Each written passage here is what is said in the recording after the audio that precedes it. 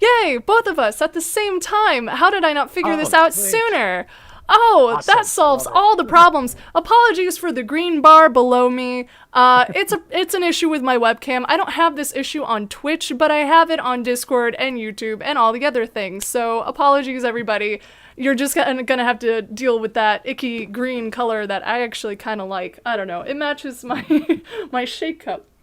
So how's everyone nice. doing? We're gonna give the everyone a few minutes to join the live before we get officially started, but how are all of you doing? Whenever I look off, that's me reading the chat.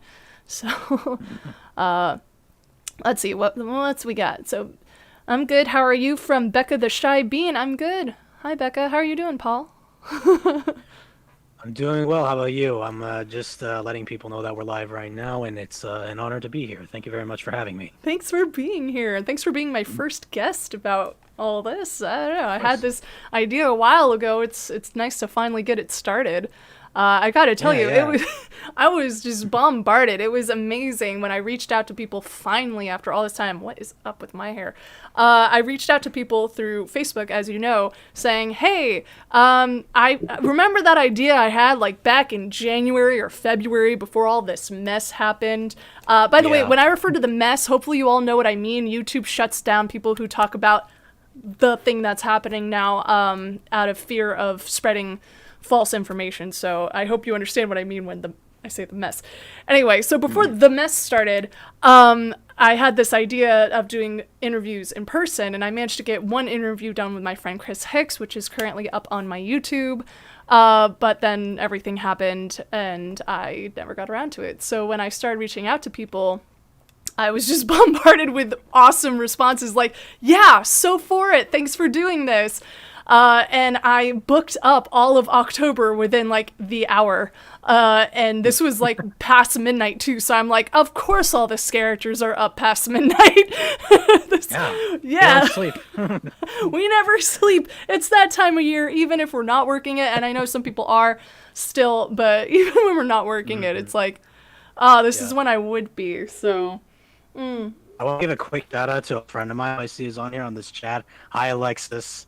No costumes tonight, just chatting about the costumes that we used to wear. Yes, this is a chance to get to know the people behind the masks. Hello. We are real people, by the way. Wishing that Halloween Horror Nights at Universal was running this year. Same here. Yeah. Can you guys please say hi, Jess? Hi, Jess. Srijith is on here. Who? Oh, Jess. My friend Srijith is on here as well. Hi, Srijith. This is like, I was expecting Wednesday Addams tonight. No, I dress up as Wednesday on a Wednesday. It's not Wednesday. Come on. Yeah. Or the irony is when you don't dress up as Wednesday on a Wednesday. Yeah. It's a Monday. The perfect time to dress as Wednesday. No one likes Mondays. Ah, what a missed opportunity. Yeah. Okay, I think we have some people in the stream. We got, I guess, currently 17 people. That's pretty good. Hi, guys. Oh, nice. Hi, everybody. Okay. Sorry, I'm trying to be gender Just neutral. Just T Vlogs knows Dash Porter. Yeah, I know Dash. She's I a know friend of mine Dash. from Horror Nights. Yes, I know Dash you know very Dash? well, actually. He was one of the first people I became friends with during Halloween Horror Nights. Awesome guy, just always so positive. Super nice guy. He's the man. He invited you. Aw, that's so sweet. Thanks to you for being here, Jess. Thanks to Dash for inviting you. That's so sweet. Is Dash here?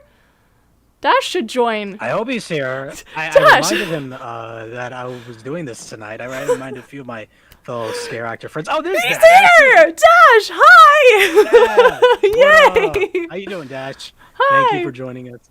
He's there. Yep. Oh, you don't have to watch on both TikTok and here. Whoever's watching on TikTok. The reason I went live on TikTok, by the way, hi TikTokers who's also listening. The reason I put it up there is so that if anyone is on TikTok currently and doesn't follow me on YouTube but wants to, this is where the content is today. Feel free to join the live stream and chat with us. And we'll answer your questions. We're going to talk about some of our favorite scares and our stories and all that stuff. So if you're on TikTok currently, no need to be on there. I just have it pointing to where the real action is, which was my YouTube. So, hi. So good to see you both. Thanks, Dash. Good to have you in the chat. This is great. Oh, I'm so excited. I didn't think like this would take off the way it did. So, thanks for being here, Paul. I guess we should officially get started. Yeah, no problem. So, hi everybody, my name's Noelle, also known as Charge and Die. I tell Scareactor Stories on TikTok and now here on YouTube and Instagram too. So if you don't follow me here on YouTube, please do. I will be continuing to do these interviews every Monday, Wednesday, and Saturday throughout October and also November. I got a lot of responses from fellow Scareactors who want to tell their stories. So just because I love this time of year, and it makes me sad that I won't be scaring because of the mess. Hopefully you all know what I mean by the mess.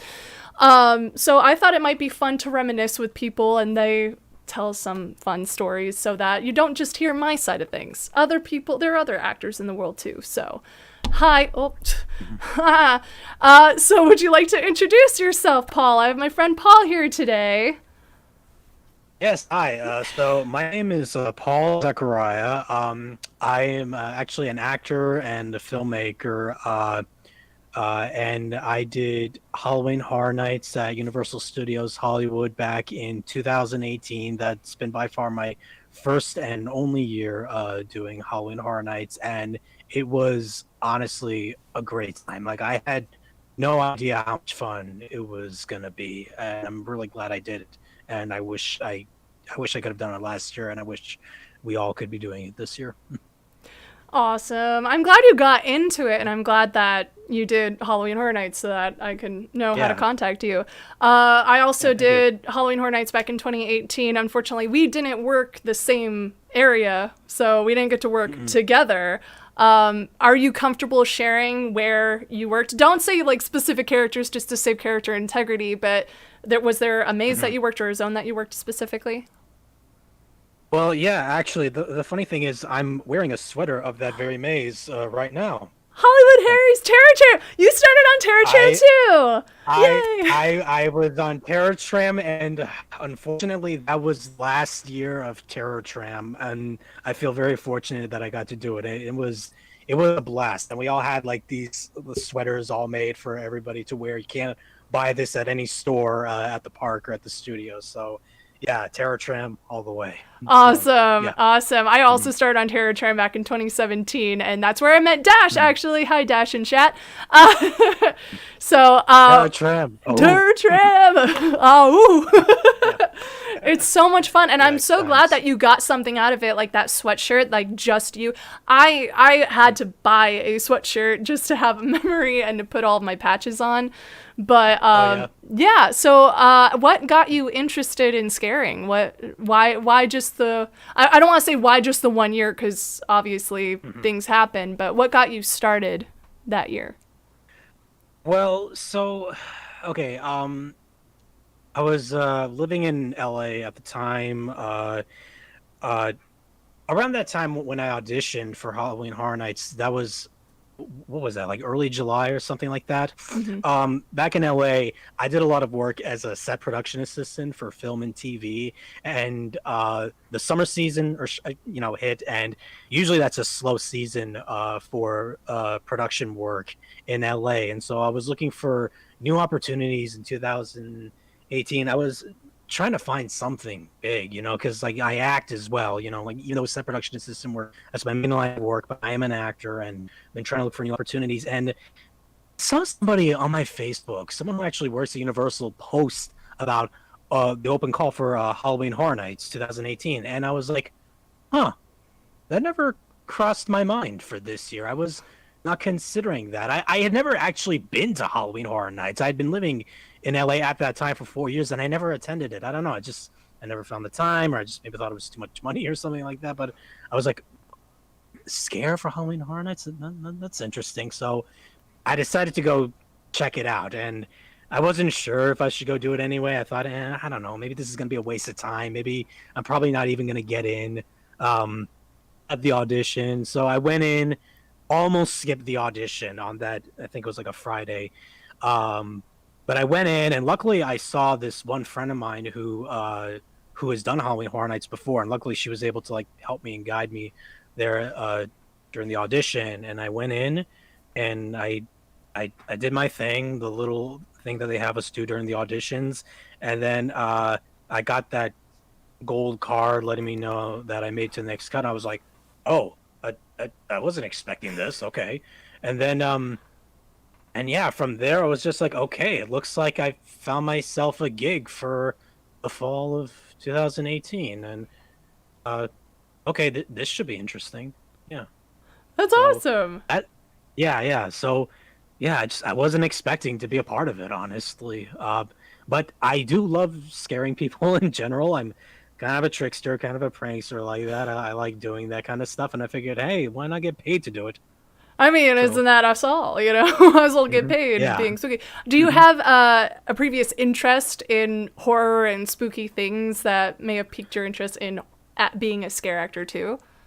Yes. I love horror in general. I want to make horror films one day, and I love Halloween. It's my favorite holiday, my favorite time of the year. So I figured, this is something, yeah, it would be right up my alley. Yeah, I could do this, and it involves acting, and I'm an actor, so yeah, yeah, this should interest me, and it ended up in. I ended up loving it. So Did yeah. you have any expectations going into being an actor? Because you said you never attended the event before, so hmm you had no real comparison. Have you attended it since? And what is the expectation of being an actor versus a guest? Well, I know I had been to a couple haunt like this before Halloween Horror Nights. Like I went to Fright Fest at Six Flags the year before, and I went to, what was that? I did like the haunted hayride a couple years before that, and I kind of had like a general idea. Oh yeah, you wear costumes and you go scare people. So like you go in a maze or whatever. So I had a little bit of an idea. Actually, my younger brother many years ago, he in our hometown, he actually worked like a haunted maze, like a hay maze or something like that, where he got to scare people. So I'm like, okay, I get to do it as well. But then last year I only got to attend Halloween Horror Nights. The I went twice actually, and it was really fun going as a guest because they scared me and they scared me good, and I really like I had a fun time. Like every time they scared me, I was like kind of like laughing hysterically, and it was just I walked out of like every maze being like, oh my god, oh, that was so much fun, I loved it, because I know what goes into it, and I know like everybody did like a great job of it, because like it's like good hard work, but it's like really good fun work as well. So you So I feel you really have a enjoyed it. newfound appreciation of scare actors Oh after yeah. having been one? Oh yeah, sure. Oh yeah, absolutely I do. Yeah. Yes. So So you worked Terror Tram, and for those who don't mhm. know, Terror Tram is at Universal's Halloween Horror Nights. It's no longer there anymore, unfortunately. 2018 was the last year for it. But Mhm. basically, it's usually when you do the studio tour ride, they have those trams. You would load onto one of those trams, and it would take you down to the lower lot, like the back area, where Mhm. Whoville is, and Bates Motel is, and where the World set is, and then you would walk along there, and they made it into a maze so that people would pop out at you and everything. And every year would be a different theme. The first time I worked, my specific area was Friday the 13th. So we had a bunch of Jasons popping out at people. And then for you, it was Hollywood Harry. So it was a bunch of clowns, right? That year? Yeah, that's right. Yeah. hmm Were you a Yeah, clown? original creation. I was a Oh, clown. I Yeah, love that. I was an EMT clown. So Ooh. my clown had long green hair and a big red nose, and like a blue shirt like EMT people wear, and then black pants, and like a butcher knife, like a kitchen knife. It was basically a discount Joker, as I call it. I love that. Yeah, What are yeah. some of the best scares that you remember that you got? So I'm gonna tell you this. Opening night, I remember it was that Friday, like the first week of Halloween Horror Nights. I remember they had a bunch of celebrities come through that night, and I remember specifically scaring Vanessa Hudgens. No Um, way.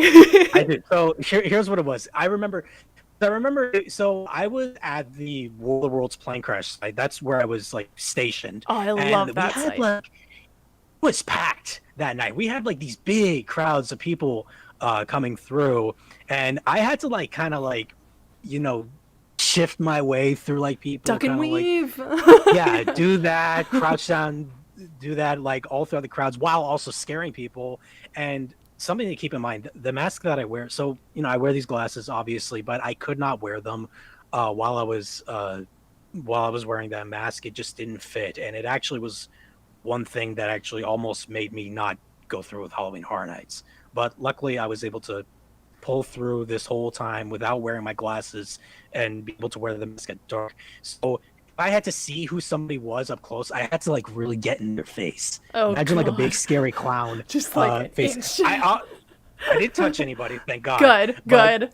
I did get up close and personal to see that Vanessa Hudgens was walking through, and she was like, "Oh my God!" You got And that then close to yeah, Vanessa Hudgens. yeah, and then I had this and like this trick that I had. I would like get in somebody's face, make them uncomfortable, to be like, oh no no no, and then what I would do is I would circle back around without them noticing, and then I would scare them from behind. And I did that with Vanessa Hudgens, and she screamed. I was like, yes. Yes. Yes. I was particularly proud of that scare because I've had like a big crush on Vanessa Hudgens since like forever.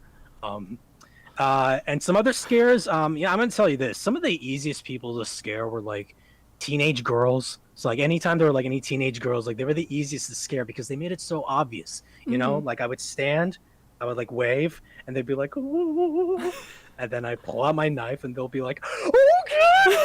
It's like you guys So just make it so easy, dramatic. so dramatic. It was always like that.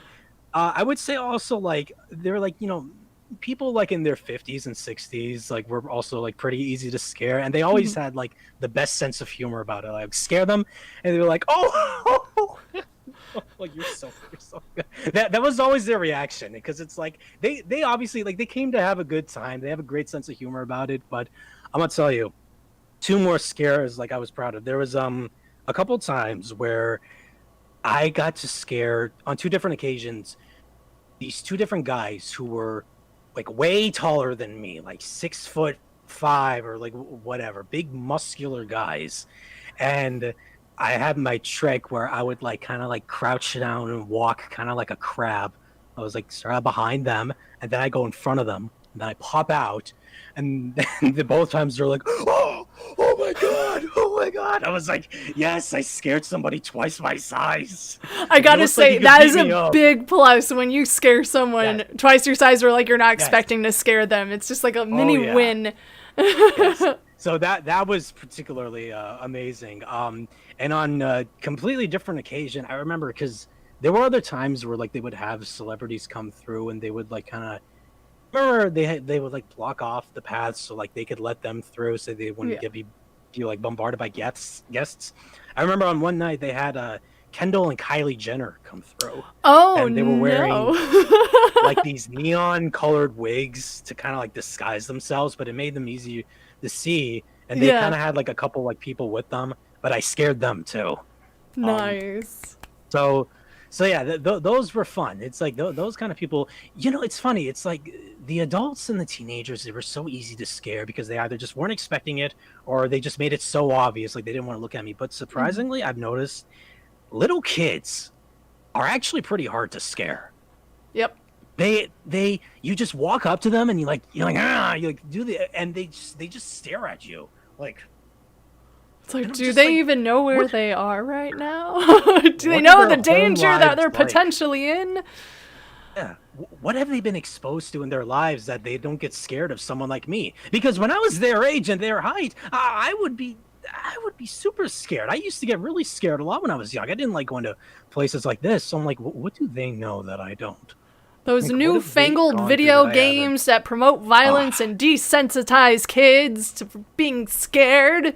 ah, it's destroying society, I tell you. Just But crumbles. And with yeah. that said, I also stream video games if anyone's interested. Oh, cool, nice. With that said, I love video games. I'm a gamer girl. Nice. So let me ask you this. Terra Tram Mhm. always finished earlier than the other mazes. Were you ever We put did, yeah. in pool and went to another maze and experienced another character? Yeah, I did. So actually, it was like on 4 different occasions, I got to do 3 different mazes, and I was really Nice. happy about that. Um, yeah, so I got so this was 2018. So I remember the first maze that I got to go to, and I got to do this twice. It was the first purge. That was the Mm. maze. And they put me in like this military outfit, and they gave me like this knife and like a vest and like this, not like clown mask. It's just like one of these like white masks that I had to wear. So that was pretty fun because I liked like what I had to do, pop out and like wave the knife. Hmm. So that was pretty cool. Another maze that I got to do was that's when we did the big Universal Monsters maze. Hmm. So I got to they put me in the Phantom of the Opera section, and I got to to play like a statue, like a living statue. They Oh, put I me know like what in a you're talking window. about. Yeah. Yeah, yeah, and so I would reach out and pop out and scare people like that. Um, Mannequin scare, for and those who want to know the true term. yeah, Yeah. yeah, mannequin. Yeah, I don't know. I called it like a statue or like a living statue, like this whole Yeah, it's thing. like statue scare or mannequin scare. It's where you stay completely Mhm, still until the right moment and then you mhm. move and people think you're decoration, Yep. and it's so great. I used it so much. Yeah, yeah. Yeah, yeah. That's what I used to do. That was what I did for like that one night. And then the third one that I got to do a Poltergeist when we had the Poltergeist maze.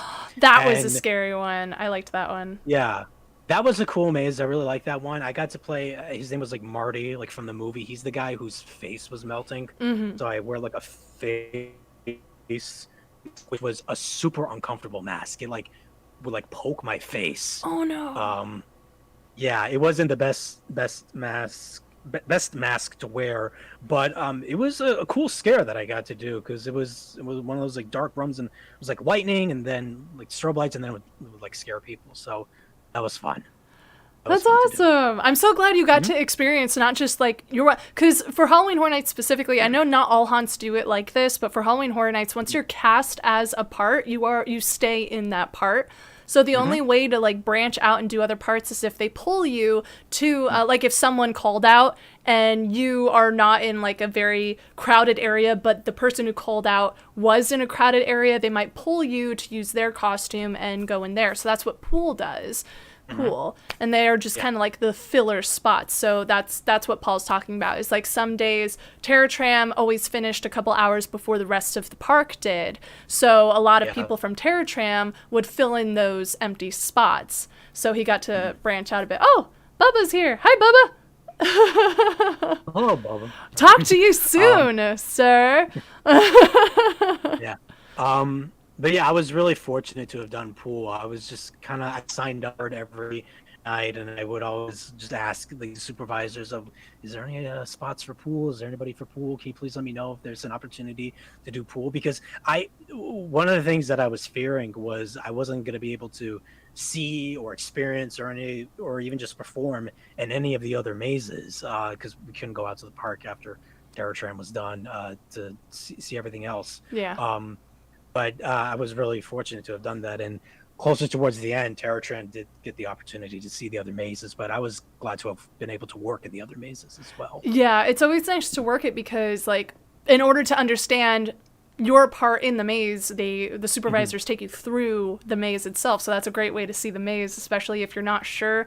It's never a guarantee, for those who also don't know, it's never a Hmm. guarantee that the actors can see the other mazes. So if you're cast in that one maze, you'll be very familiar with that maze, especially your part in it, but you might Hmm. not be able to branch out. So it's really nice to join pool if you want to work other mazes or zones. And then if you're lucky, the supervisors will get permission to take the actors up and go through mazes, but it's like a very quick, like, go through the maze and see it.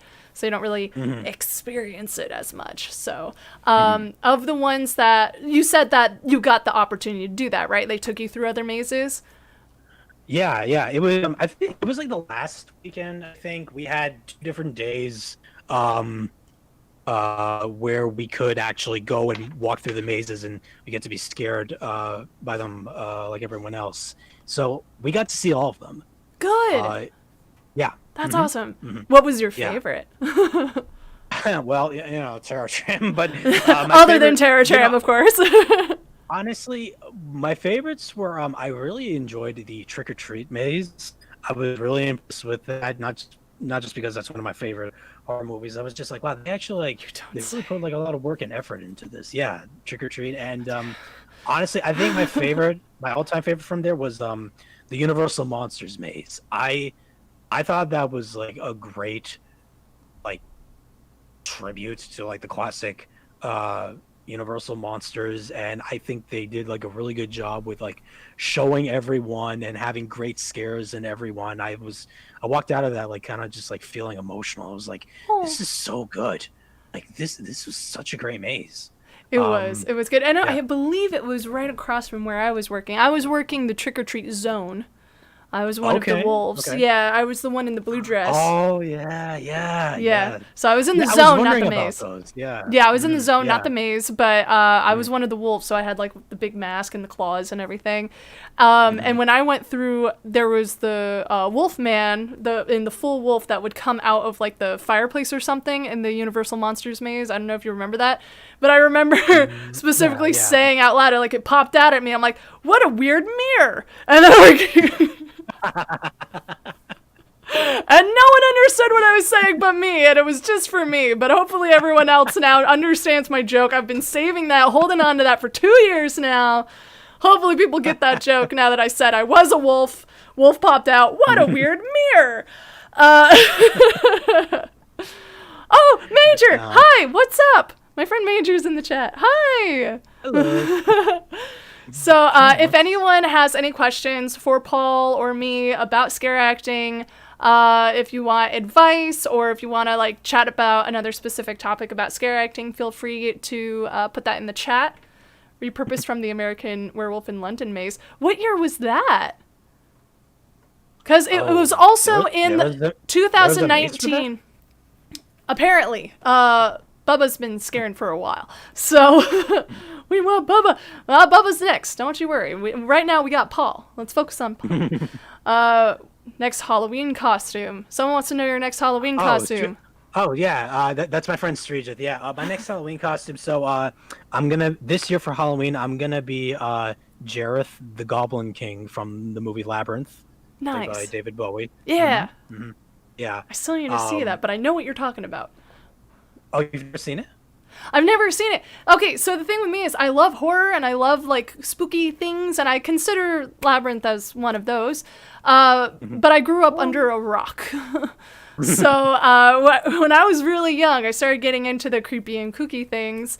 And my mom was one of those, she's such a sweetheart, but she was a little protective where she kind of viewed her low tolerance of horror was the same for me, which is not the case. Although I'm essentially her in every other way, I can handle horror better. So it started off with me wanting to watch a certain horror movie. I forgot what it was. And she was like, we're going to test this. I'm going to make you watch The Birds. And so I saw The Birds when I was like 10 years old, and I was not scared of it whatsoever. I'm like, Mom, why'd you make me watch it? It was a good movie, don't get me wrong, I like it, but it didn't scare me personally. And she was like, this kid's weird. Let's test her in other ways. So then she went out to Blockbuster. I'm really aging myself right now by saying that, but we go out to Blockbuster and we rent like 3 or 4 different other movies like Rosemary's Baby, The Exorcist, Carrie, The Omen. I don't think I ever got to watch The Omen. We had to return it before I got to see it, but she wanted to test my tolerance for horror, and it was this beautiful moment. I was watching Carrie, the original Carrie, with my brother in our little media room, Love that movie. and my parents were in the other room, just kind of like listening in, going, "Okay, are they scared yet? Because this scared us as kids. Are they scared yet?" And there's that point in Carrie where, spoiler alert, if you've never seen Carrie, this is like the main purpose of the movie. It's like the main moment, the climax, where she's crowned prom queen, and then she gets the pig's blood dumped on her, and then the camera slowly pans over everyone else watching her in the multi-purpose room, and it's like super slow motion. Everyone's in shock, like, and then there's that one really mean girl who is in on it, who's in slow motion going, ha ha ha ha ha and my brother and I started laughing so hard at that because she's literally the only one moving like that, and everyone else is. So then my parents like burst open the door and go, "How dare you laugh at that movie that gave us nightmares as children?" I'm like, "I'm sorry, we're weird." So yeah, my parents were like weirdly protective of like what movies I saw, but also were like, let's test this kid out. So I saw The Exorcist like 3 times when I was like 10 or 11 years old, but yet I wasn't allowed to see Sweeney Todd when I was 17. So, you know, that's a whole other story. But yeah, it's like, Mom, I already saw the musical. Can I see Johnny Depp in it though? Because, so that's how I grew up. So yeah, I never saw Labyrinth. I want to. I haven't seen a lot of movies because my parents were weirdly protective and no time, but I have a long list. I'm going to get through it. But that is an awesome costume. To get back on track, that is an awesome costume for Halloween. Yeah, thank you. What a tangent. Yeah, I see the movie Labyrinth. It's available to watch on Amazon Prime. I saw. No way. Okay. It's not a movie that's scary. It's a movie that's just like really weird. And I don't know. Maybe you could say it's like a little bit because like it's like very fantasy. It's kind of like Wizard of Oz or Dark Crystal, like those kinds of movies. But it's very fantasy-like, and there are a lot of innuendos in the movie. It's kind of weird. So it's probably good I didn't see it as a kid. But yeah. But it's kind of like an adorably weird movie. You know, kind of like a time capsule kind of movie of like the 80s. But it's a classic. It's one that you should definitely check out. I'm seeing some questions here. Question for Paul. Jesse Vlogs. Question for Paul. What were your first thoughts starting on scare acting? Okay, so good question, you know, Jesse to be honest, Vlogs. When I started as a scare actor, I wasn't sure if I was going to be able to continue with this. I wasn't sure if I wanted to stick around with this just because I didn't really know anybody who did scare acting except for one girl, like I said, who I saw at the audition. But I wasn't sure if I was going to be able to get along with anybody because it seemed like a lot of people already knew each other. I always get that feeling whenever I enter a new environment. I'm like, am I going to make any friends, or is this going to be worthwhile, or is this going to be worth staying up late at nights? Should I just be seeking other work? So I wasn't sure, but I mean, I was looking forward to at least scaring people and seeing what it was like. And then once I started scaring people and started to get the hang of it, I was like, okay, this is fun. Were you emotional after your last night of scare acting? I was actually emotional. So here's the thing. This is what I've noticed with scare acting, and I feel like I'm going to answer like one of your future questions here, Noelle. But I do need to talk about this emotionally. So, it wasn't until like I maybe like halfway when I actually really started like talking to people and hanging out with people, getting to like know my fellow scare actors behind the scenes, because I was just kind of like mostly keeping to myself, not because like I didn't want to know anybody. I was just kind of like more concentrated on doing my work and focusing on my work elsewhere, like not related to Halloween Horror Nights.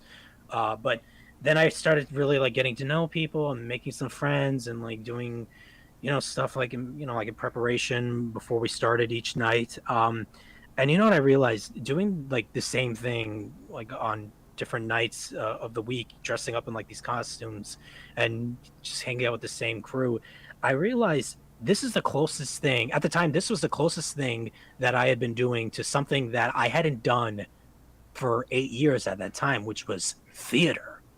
How I haven't done theater since my senior year of high school. It was like 10 years since I've graduated high school. When I did Horror Nights, it had been 8 years, and I hadn't done theater because I was just really focused on. I really wanted to just focus on filmmaking at the time because I went to film school right after high school, and I really just wanted to work on that. I wasn't really interested in doing theater just yet, but deep down also with theater there are a lot of it can get very cliquey in theater as well. There's a lot of politics, a lot of personalities that you have to deal with, and let's just say I didn't exactly get along with everybody who I did high school theater with. There were just a variety of different reasons. We're all different. Like There in are a high lot school, of different whatever, and types of whatnot. people in theater in high Yeah, school. It is definitely a clique. I'll say that. I was yeah. a theater kid. I So know. it was very much like that, and I felt like yeah, I was a theater kid back then, but I also Mhm. just really wanted to be like a screen actor, and I just wanted to focus on directing and writing and just filmmaking and do all that stuff. And then I did Halloween Horror Nights, and again, going into it, I was just like, well, here are all these people who kind of know each other already, and they all seem to be all doing the same thing. So how the hell am I going to fit in? And really, I kind of had to bring myself out of my shell a little bit, and all of a sudden, in the second half of the Halloween Horror Nights run, I was just then I was getting more excited because I was sharing this great experience with a lot of these really cool people. And after we ended, I was just like, wow, I can't believe it's over. I wish it could have lasted longer, and I wish I could have been more excited about this at the beginning and not think about should this end? If I should just end this. But yeah, yeah. Don't So to worry. answer your question, Just Steve Vlogs, yeah, um, I ended up loving it, and I really wish I could have done it more. Don't beat yourself up for not giving it a full chance, like a full go at it right away, because everyone Hmm. starting off in scare acting has that, Hmm. like little, let's be careful going into it. I don't know all these people. I don't know what I'm doing. I'm just starting out. Yeah. So it does take maybe Yep. half a season, like you said, to really find your Hmm. footing and want to branch out. So it's great that you did that and that you fell in love with it, because you'll be able to scare in the future. You know what you're doing now. You know to go Yeah. full Hopefully. force. Are Hmm. there any other kind of haunts that you're familiar with that you might think of auditioning for in the future, maybe? Um, I'm not sure to be honest. Uh, maybe if Warner Brothers brings back their Horror Made Here event that they did the year that I did Halloween Horror Nights, I may consider that. But Universal Halloween Horror Nights will always be like my number one choice to go to. By the way, I see my cousin in the chat, my cousin Deanna. Hi, Deanna. She's like, can't wait to see your costume this year. Thank you. Where's Deanna? I Um, missed it. Ah. Deanna, yeah, you have to scroll up to see it. Oh, okay. Oh, and my cousin Rania is here. Rania Frage. Hi, how are you? Hi, Um, everybody. Dash uh, is like, I'm sticking with Universal still. Yeah, I would stick with I mean, I Universal. don't blame you, Dash. Yeah. Universal's pretty cool. Uh-huh. Let's see. Question for both. Would you ever work at Blackout or similar haunts that push limits? When you say Blackout push limits, being. is that the one where you have to sign the waiver? I'm not Cause you sure could like which almost one kill that people or potentially kill people. is. So if that's what I'm or 17th door. Okay. So if you're talking about those kind of mazes that push the limits in the sense that you have to have the guests sign a waiver and you could like literally torture them, I personally don't think I have the heart to do that. I'm too nice. Not to say the people that do it aren't nice, but I just would not have the guts to do that. I would feel too bad. I would start to torture and then go, "Oh my god, I'm so sorry." And you want to go? You want a piece of candy? Let's go. Like I would not do it. How about you? Would you work in something like that, Paul? Oh, I've never heard that. What was push limits? What is it exactly? I don't know. Yes, they can touch you. It's more involved with patrons, but not a torture tour as much as like McCamey Manor. Oh, okay. Yeah, So it's like a I little less know. than I that. don't know. That I don't know. Yeah, if To it's be honest. like we're allowed to touch people, and as long as they're not allowed to touch us, because even when they're not allowed to touch us, they touch us anyway. So I can't imagine what they would do if they knowingly knew like they could touch us. So in places like you can say whatever you want and you could touch the guests, but you don't necessarily torture them like the places I just described. Yeah, I'd be down for that. I wouldn't mind that. I know how to be careful with guests that make them scared, but also not break rules and stuff. How about you, Paul? Mhm. Because we're Um, not allowed to talk at Halloween Horror Nights. To be clear with no, people we're who don't not. know, No. we are not allowed. Yeah. That privilege was taken away many years ago. Not many years ago, a few years ago. I don't know how many years ago. Bubba Oh, might know. it was I'll ask him when he's on. Or Dash might know. it was Dash, do you still. know how many years ago that privilege was taken away? Because I heard the story. Mm. But anyway, we're not allowed to speak anymore. So Mm-hmm. if you work at like Not Scary Farm, I know they're allowed to talk. I'm not very familiar with haunts in LA area. But would you want to work at a place where you're allowed to talk and potentially touch the guests? Well, I mean, talk, yeah, probably, because I would love to do different voices, because I also been done some voice acting, and I can do Nice. like certain impressions. So I would be down to do something like that, but I don't know about touching, Yeah, it because gets a little. I remember certain guests like shoving me or pushing me at Horror Nights, and I may have accidentally like tapped one or two guests, but it wasn't like intentional Yeah, or anything like accidental. that. But it's like I but I don't know, purposely. I don't know. I'm not sure about that, to be honest. That's a little too interactive for my taste. That's fair. That's fair. Dash says it was 4 years ago, around 4 years ago, when the privilege of talking was taken away at Horror Nights. And that's just for liability reasons. You don't know what people might hear you say, even if it's not exactly what you said, and then they're going to complain. And Oh, jeez. so for theme parks, a general rule is you don't talk, you don't touch the guests just for liability reasons. But for smaller haunts, you might be able to speak, you might be able to touch them. It really depends on where you're working. By one of the guests. You even got punched by one of the guests. Oh, geez, Punched? Dash. Was this 2018 when it happened, Dash? I'm sure it's every year at some point, to be honest. Were you, like, Yeah. you said There's you were, always like, some pushed and guests. stuff. Was there any negative interaction with a guest that really sticks out in your mind? I just, honestly, I remember there was always guests who were just like, "You don't scare me," or it's like, "Oh wow, you think you're so scary, huh?" It's like those guests who just clearly are not having a good time, and I'm just like, well, "Why are you here if you're gonna act like like a jerk like this?" Like maybe you don't need to be scared, but can you at least have a good time? Just some people just were not having a good time, and I think there was, what else was, what's also the worst is I remember when guests tried to scare me, and it never worked. It's like, no, because because one, you're not good at it, and two, I'm the one getting paid for it, and three, I'm the one who actually looks scary. So no. Exactly. Like, If you nice want try, to but scare you can't do people, it. you Yeah. audition like everybody else and hope you get the golden ticket. Like, come on. Yeah.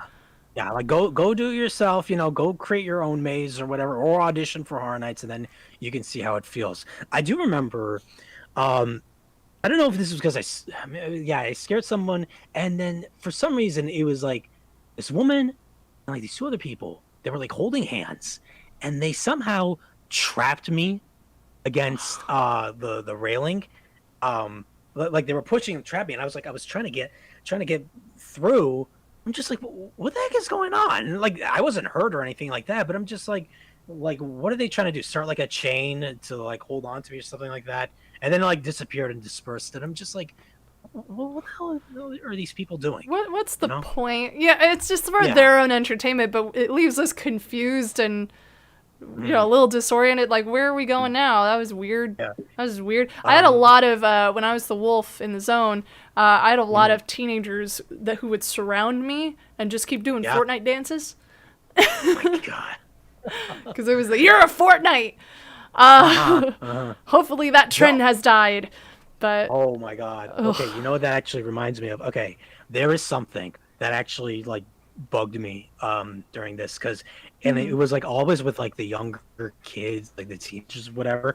So a lot of people, like in the beginning of Horror Nights, there were a lot of kids who like walk back by me. I was trying to scare them, and they were like, "Hey, look, it's Tekashi 69," and they kept saying that, like the first couple nights or whatever. And then I remember just thinking I was like confused, and then I went, backstage like during one of my breaks, and I took off my mask and I asked my fellow scare actors around me, guys, who's Tekashi 69? And then they told me who he was. I don't know who he was, and I'm just like, I hate the fact that I know who this person is, and I hate the fact that apparently they think that my costume looks like this guy, because this guy is like a rapper with like brightly colored hair, and they think that because my clown had bright green hair that I looked like this guy. And I'm just like, I don't look like this guy. How do I look like this guy? And like, please it's just don't like compare their me own to this inside guy. joke, and you do not want to be Yeah. compared to that guy, I mean, No. I'm just like, I hate that I know who this person is, and I hate that I have to find out like this. the things you So, learn through scaring people. Am I right? yeah, So yeah, so you had a latex mask, right? yeah. It was like a latex mask, like completely cover my head, and then I had to get like black makeup around my eyes, and I got bloody hands as well. And then I had a prop knife, which I broke like my first week, and luckily they gave me a second knife, which nothing happened to it throughout the whole run. Good. Thank God. But I broke it opening night. I don't know how it happened. No, you know what it was? What? I broke it during preview night, and then someone stole it opening night. Oh That's no. That's what happened. That's what happened. And they were just like, if something like this happens again, you're not going to get a weapon for the whole run. And I'm like, that's so okay. awkward. And luckily I took really good care of it, and nothing happened to it throughout like the whole run. I was like, thank God. It sucks when you break a prop. But that was your first time wearing a full head latex mask, right? Yeah. You want to describe your experience going through all that? Well, like I said earlier, I was nervous about wearing the mask. It was like, like when they sign you up in like the interview process, they ask you about allergies or any specifications, anything like that. Like, luckily I didn't have allergies, but I am also like extremely nearsighted, and I was really concerned about working in the dark at night outside with fog and like a lot of people around me, because I would have to like squint to see everything around me. And excuse me, sorry. And then I was just kind of nervous about having to wear this mask. And I remember asking them, I was like, is there maybe another kind of mask I could wear? And then they weren't able to accommodate that. So I'm just like, you know what, let's just try it. Let's just see how it's going to work out. And to answer anybody's question before they ask, no, I don't wear contacts. I feel like my eyes are too sensitive for contacts, so I can never like actually put them in.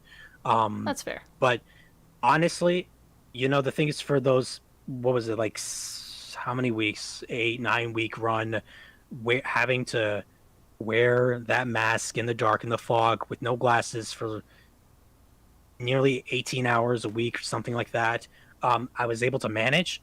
I ended up having like no problems with it, because it's like I put my glasses in my safe place nearby in the break area, and then I was able to see everything fine from afar. But I managed to make it work, honestly. Good. Like, I managed to wear that mask and make it work. And I realized, okay, if I did this once before, I can do it again. And it's funny, these days, a lot of people are complaining about wearing masks. And these masks are not the masks that I had to wear. So it's like, you guys, you complaining, you all sound ridiculous. You know that? Like, be a scare actor and then talk to us. Yeah. At least you can somewhat breathe in that. It can't see, can't breathe, can't turn your head. If I can endure that for like a nearly 2-month period in the dark and without my glasses for 8+ hours. Yeah, some breaks, but it feels like you don't get breaks really. I mean, you do. I'll say that, but yeah. So Karen shouldn't have to complain about wearing a mask at the supermarket for 30 minutes. Yeah. So it was not that difficult. I was able to manage that.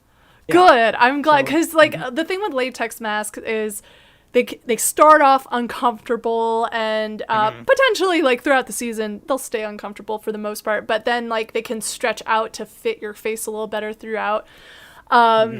So, question, because a lot of people when they start scaring don't know about scare actor fatigue, which is what I personally call the first few days when you start scaring and you get really excited, and then you probably never scared before or warmed up or anything, and you get very, very sore, especially like that first week. Was that difficult for you? Did you get it, first off? Was it difficult to get over the soreness?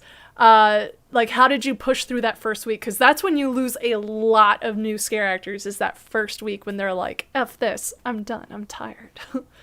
Yeah, I do remember a few from Terror Tram dropping out after those 2 weeks.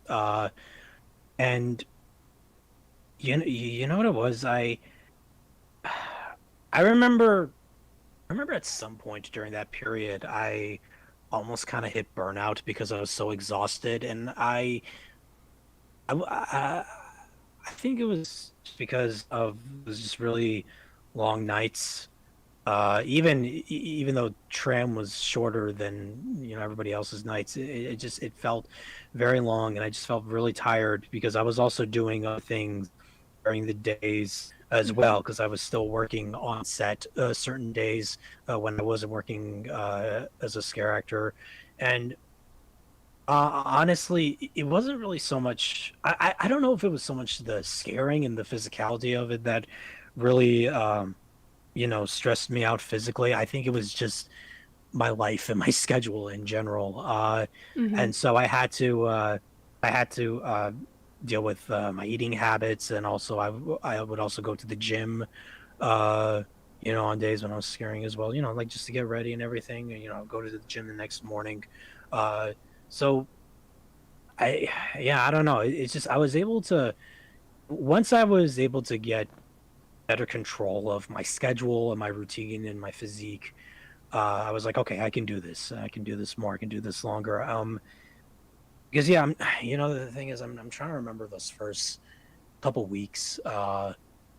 See, I have the worst memory in the world. And it is But going back a ways because this was 2018. yeah, yeah, And oh my God, things, this was a long days time just ago. run together, especially during a scare actor run. So I get it. Yeah, they do start to run together, but that's why I remember the second half more than I do the first half, because the second half was when I actually started talking to people, making friends, and playing like poker or Cards Against Humanity before the nights began, the potlucks as well. Mm-hmm. Yeah, we would have So potlucks every yeah. once in a while for HHN. Mhm. Those Oh were yeah, fun. yeah. Those are fun. What was your I favorite had this. potluck? Do you have a favorite Huh? potluck? So it was the ones where actually I got to bring something. So I have this dessert that I make, and my friends and family will tell you that they've had this dessert, and they love it. It's called Oreo Delight. It's something that I my already mom, love it. yeah, it's something that my mom made growing up, like for family reunions and parties or whatever. Basically, it's crushed up Oreo cookies mixed with Cool Whip and marshmallows. I would just mix it all together. Yeah, diabetes in a pan, pretty Love much. it. And I make this a lot now. Like I make it for holidays. I make it for like friends and like gatherings, that kind of stuff. And so I made one for. It was one day where you had to bring desserts, and then it was like the final weekend where people could just bring whatever they wanted. So I made Oreo Delight twice, and I got to make it with the orange Oreos, the ones that they make for Halloween. Oh, those are my So every favorite. season I get to make like different. Like for Christmas I do like the red Oreos, but for Halloween I did the orange Oreos. So yeah, I got Nice. to do that. So that was fun. Oh, that sounds Yeah. so good.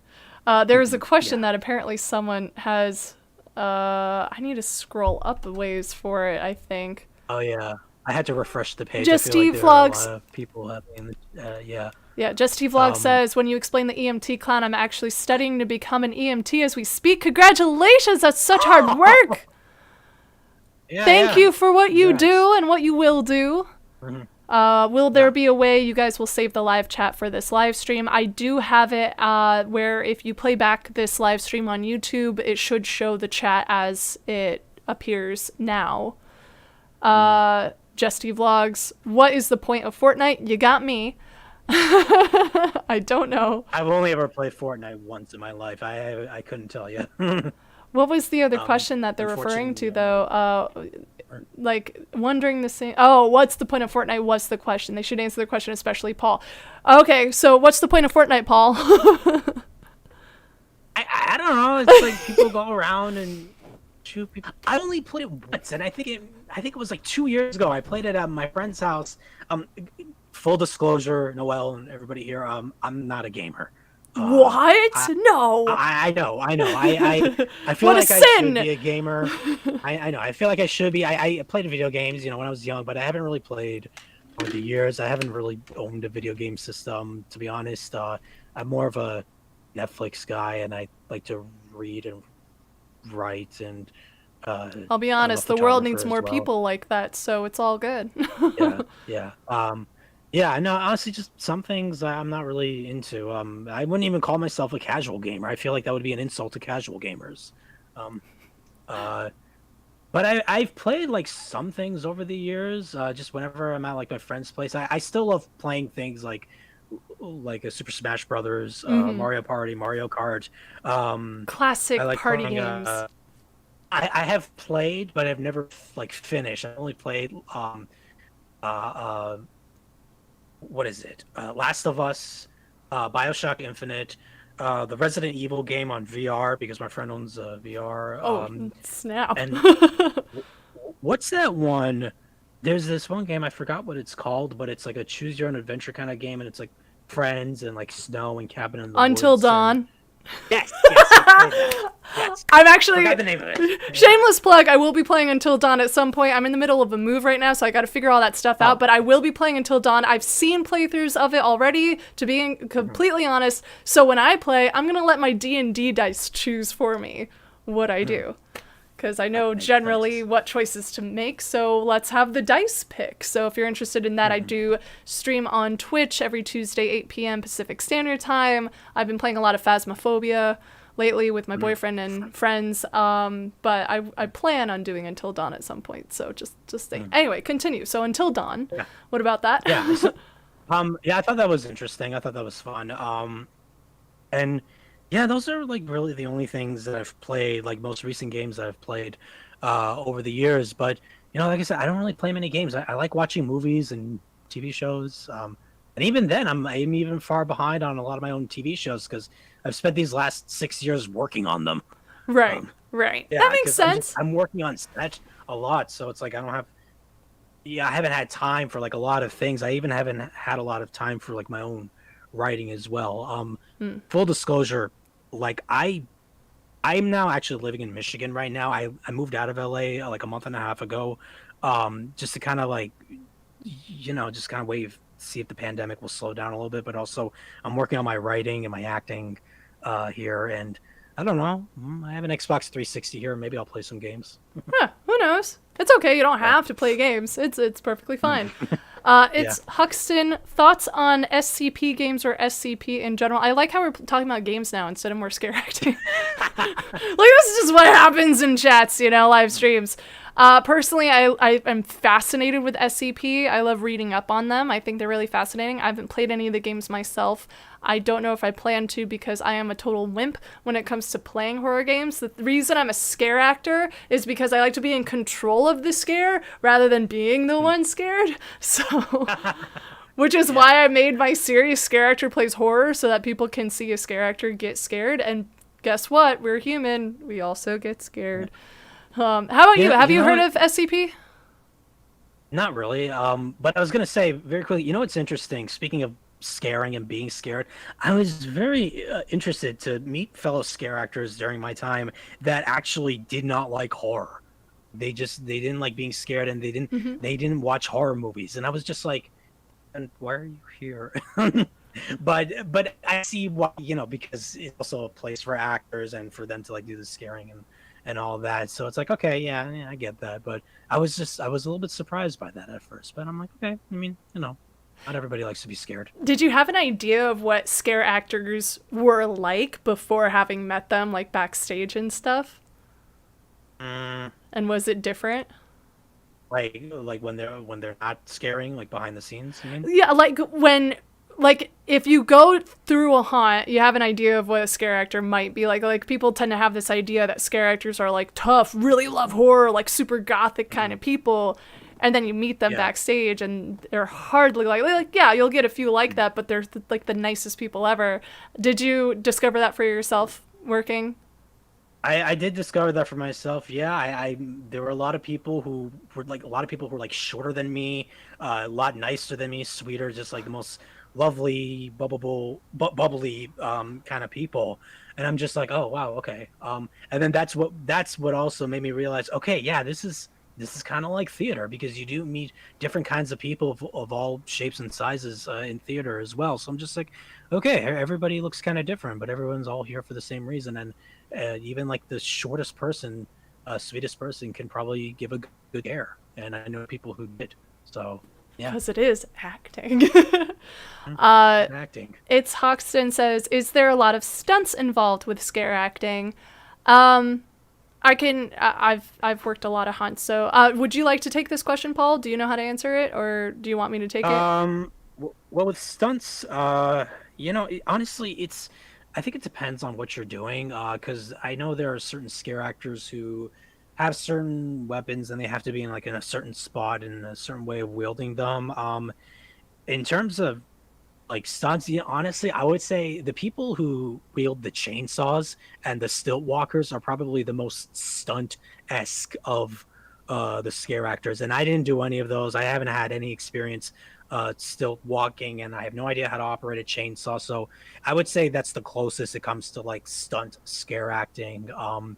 Those people, I don't know. They've had previous experience, or they've been trained to do it, or they want to do it and tried it. And honestly, like I commend them for doing that. It's like it takes a lot of work, a lot of skill, a lot of bravery for that.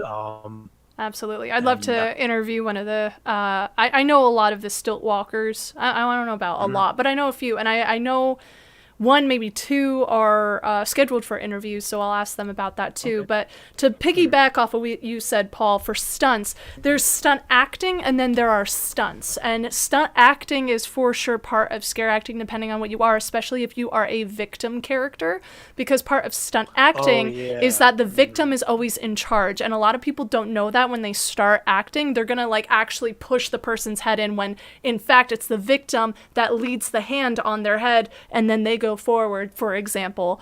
So there's a lot of stunt acting where the victim is always leading, but it makes it look like the monster is the one doing it. So there's stunt acting. And then for stunts, yes, there's stilt walking where you need a certification, I believe, saying that you are a professional stilt walker, you know how to do this, because like you need to be trained on how to fall. There are a lot of obstacles in the way, including people, and you might fall over. Someone might push you. Yes, that's happened. So you need to be trained to sit and fall with it. Chainsaws, I don't believe you need a certification, but you do need to be trained so that you don't accidentally hit people with it. It's not a real working chainsaw, so like no one's limbs are going to be chopped off, but you could still like bump into them and hurt them. And then other haunts like HHN doesn't have this, but I've been to other haunts and I've attended haunts where there are sliders. So people with knee pads and potentially like metal tipped gloves or metal tipped shoes that create sparks as they slide. That is considered a stunt, and they do have to go through training to do that, especially to know how to jump while sliding. And then there are people... You used to have sliders? Dang, I missed that. I wanted to be a slider. Thanks, Bubba. But I used to be a slider temporarily for a haunt up in San Francisco, and it was a lot of hard work. I cannot do it now for whatever reason. I need to be retrained. It's been so long. But there are also bungee jumpers where they're in a harness, and then they'll jump out at people and then be bungee jumped back in. Yeah. Yeah, okay, so there, and then also at Not Scary Farm, I saw this a couple times where there are people on harnesses up above you.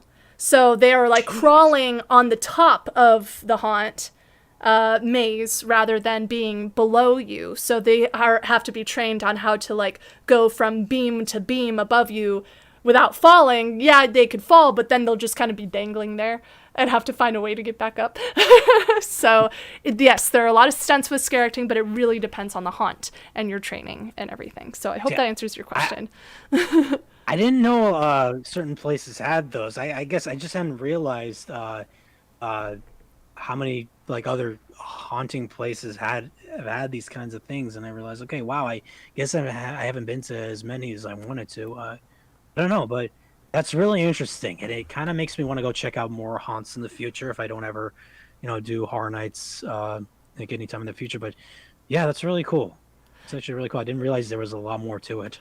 Yeah, I hope it's okay that I kind of took that question because I've been doing this a few years. It's fine. Yeah. No, it's fine. It's all good. Yeah. That's why you're definitely the right person to host this kind of show. Thank you.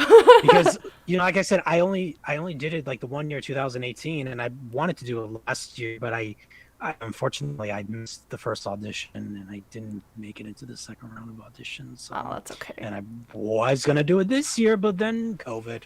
So the mess happened. Yeah, not that. It's the mess. Don't want to be flagged. But it's understandable because I did Halloween Horror Nights 2017, 2018. I took 2019 off to heal because I did get hurt quite a bit in 2018 I accidentally got in the way of a stilt walker, which is my bad. You have to also be trained to work with stilt walkers, not just stilt training, but you have to be trained on how to be around stilt walkers, which I wasn't. And I accidentally swooped in front of him, and then he stomped on my already hurt ankle, and I tumbled to the ground. Oh, no. But it ended up being kind of epic. Yeah, my ankle still hurts, but it's fine. It was a repetitive injury. Like, I had already hurt it like years before, and it didn't heal properly, but it was like re-hurt because of that. And so I tumbled to the ground, which caused a scene, and people surrounded me and they started laughing. But the stilt walker, he was very apologetic, like in character. He's like, "Are you okay?" And I'm like, "Just grab my claw." And he grabs my claw, and he, like, we didn't coordinate this, but this is what ended up happening. He flings me in the air. Like, it's just like, I jumped up as he pulled me, and I ended up like going in the air a little bit. And then I like did a hero's landing and like roared to the sky a little bit and parted people. And then I was like, stayed in character, and I went off, and as soon as I was out of sight of everyone, I went, ow, ow, ow, ow. Oh my God. I like got ice and everything, and it's fine. Like, my ankle's fine now. Man. But there was a lot of having to stop my scare early because people would like push other people into me, or like I just had to stop and stomp on the same ankle so many times that I actually took 2019 off, and I attended it as a guest for the first time. Like you, I never attended Horror Nights before working it. Yeah. So I can relate in that way. Anyway, I'm doing all the talking. Let's go back to the chat. Bubba wants to know, where in Michigan are you, Paul? Michigan. So I am in the Metro Detroit area. It's a suburb called Farmington Hills. This is where I grew up, and this is where I'm going to be for a while because I do still plan on coming to LA next year. Like, I will move back to continue my career and everything. If, hopefully Horror Nights comes back, I'd be down to do it. And if something else comes up, it's okay. I'm definitely down to go back as a guest. Because I feel like no matter what happens in my life, I will always come back to Horror Nights as a guest. Good. But yeah, like right now I'm in Michigan, and it's, I forgot what fall in the Midwest looks like, all the trees and the different colored leaves and everything.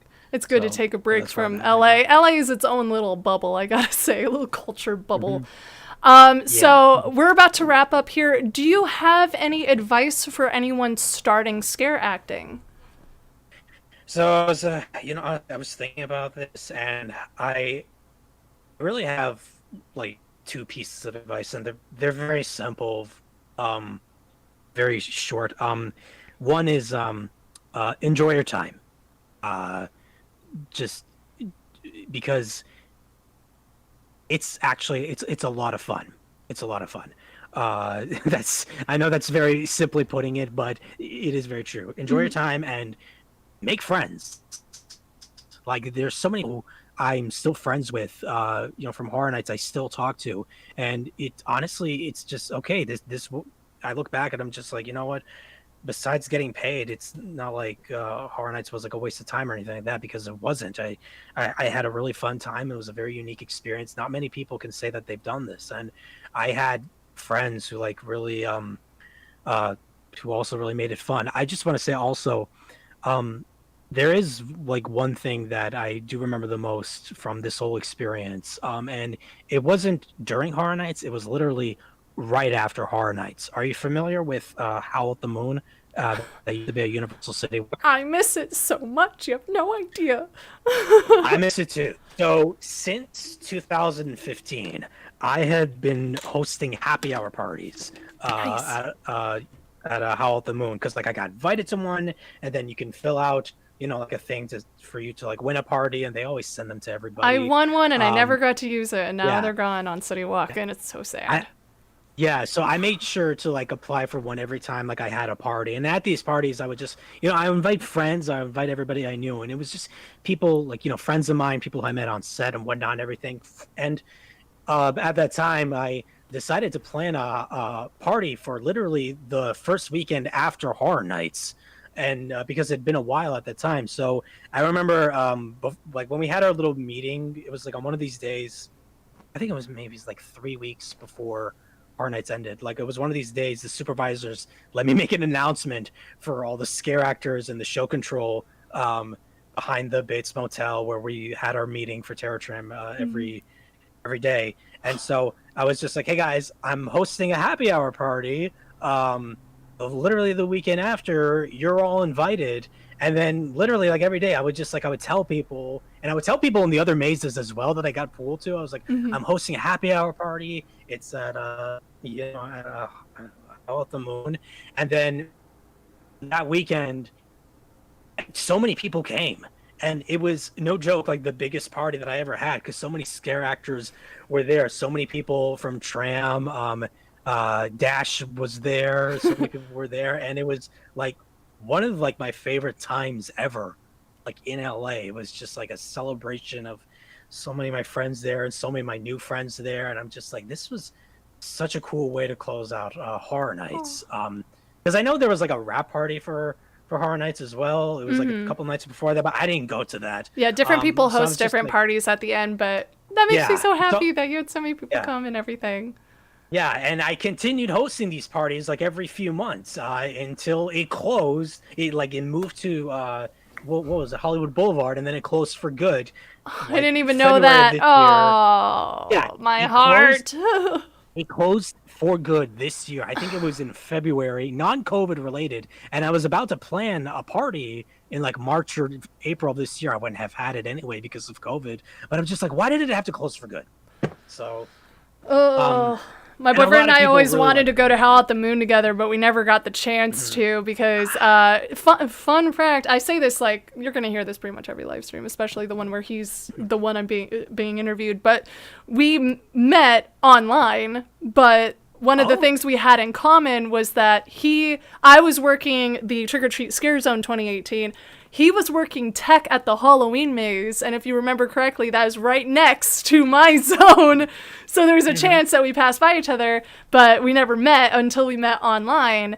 Yeah, and you know, he would go to those parties, and I would go to those parties, but we never saw each other, and we always wanted to like go to Hell at the Moon together to like honor that we did Horror Nights, but not like together, but now together. Yeah. And we never got the chance to because they closed down. And it's so upsetting.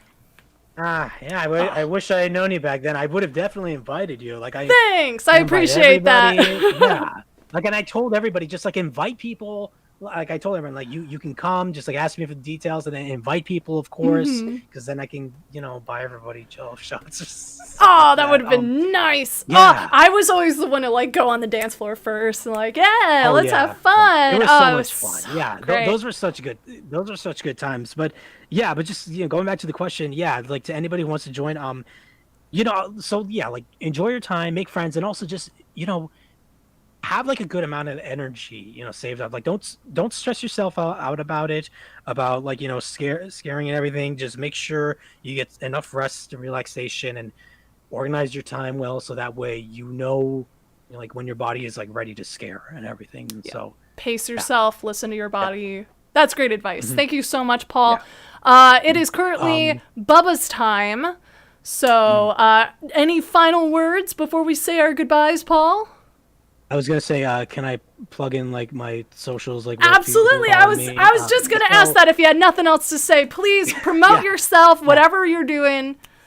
Yeah, go for it. You can follow me on Facebook, Paul Zecharia, PaulZecharia. You can follow me on Instagram, Hollywood Forever. That's my Instagram. You can keep up with. I'm working on voice acting. I'm working on writing. I'm writing a couple screenplays. I'm writing a novel as well, and I also do cosplaying. So follow me there as well. Also, I cosplay photos, and follow me on Twitter, the Paul Zecharia. You may or may not like it depending on where you lean politically, but that's where I get the most political, especially during these times. Don't forget to vote. But yeah. That's pretty much all I have. And subscribe to me on YouTube as well. My name is also my YouTube channel. Okay, I should have it in the description. Yes, I have his social media in the description, so please follow Paul. He's awesome. Thank you so much for your time and being the first person I interview for these Scareactor Stories. Woo, yay! Inaugural episode. Yeah, thank you so much for having me. This was great, like revisiting all these memories, and I really appreciate you having me. represent Terror Tram. Yay! Oh, I need to 2018. find Yep. those and like actually stitch Yeah. it to my jacket. Yeah. Oh, so whenever you scare Halloween Horror Nights, you get those fun patches at the end of Yeah. the year as a little memorial. It's nice. I'm afraid to stitch this anywhere because it's like, what if I lose it or if it gets ruined? I just want to keep the patch, you know? See, I think that too, and now I can't find the patches. Yeah. So Oh, it's easier to find wait, a wait, jacket. One more thing. I was actually wearing my 2018 T-shirt underneath here this whole time. Nice. It's Demogorgon, Michael Myers, and 11. I Yes. want to represent Stranger Terror Tram Things. because Terror Yay! Tram is awesome. Yeah, I started off at Terror Tram too, so I totally get it. All right. Thank you so much for being here, Paul. Right. Thanks for joining in and no sharing problem. your Thank you. stories. I'm going to hop on over. I don't know if Bubba is still in the chat, but we'll see if he's on Discord. And just so you all know in the chat, I'm going to try and iron out the tech details here. Normally, I would have a screen for like intermission when I'm switching between people. I couldn't get that to work today. So just deal with it. It's the first time, trial and error, you know? So just, be nice. Be nice to me. She's awesome. Be nice to me. Thank you. All right. I'll talk to you later, Paul. Thank you so much for being here. Okay, No bye. problem. Thank you. Good night, everyone. Bye. Hello, everyone who is just joining the live stream. If you ever see me look off to the side here, that's me reading the chat and making sure like the analytics are working and the tech is working. So pardonnez-moi if I look over here. Oh no, the stream is lagging. It says excellent connection, but now there's a loading screen. Hold on. Let's give it a sec. There we go. Okay, cool. Just want to make sure. This is why I have it here. This is why I look over here. Anyway, in case you don't know who I am, hi, I'm Noelle, also known as Charge and Die. I tell Scareactor Stories on TikTok and YouTube and Instagram and all the fun places. My main following is TikTok, so if you're from TikTok, welcome. This is another medium that you can find me at.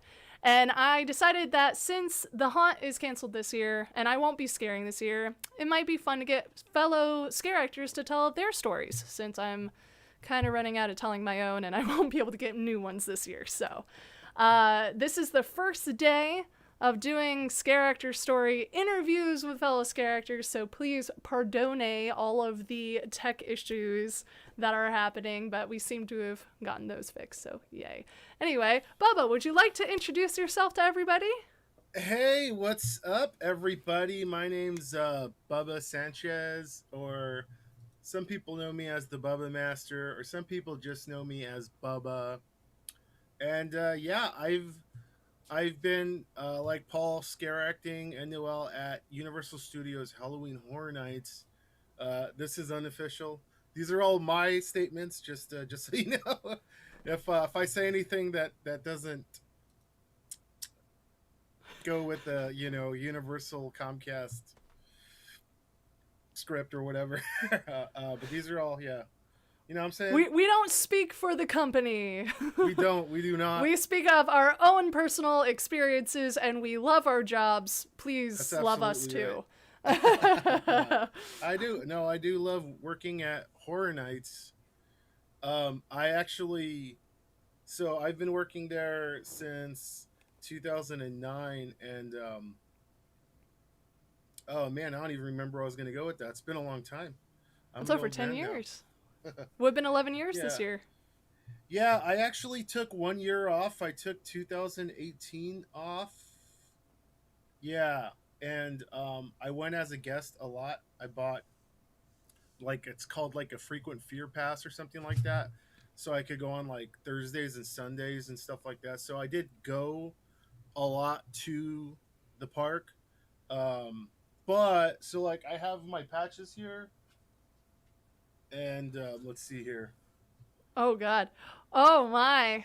So we got 2009. Is that coming up? Yeah, it's in focus. I can see it. Is it backwards? Should I flip my? You're good. Yeah. Oh really? I can read it. Yeah. And then I got 2010, which is kind of a generic. This one was like Saw. This one I don't even know what that's themed after. HR made these, so. Thanks, HR. 2012. Nice. Was that like Walking Dead? 2013. I think so. Okay. Yeah, we had like 3 years of The Walking Dead. 2014. So that's when when we had American Werewolf in London, right? Oh yeah, that's what you mentioned before. Okay. 2015, which I think is when we brought Halloween back.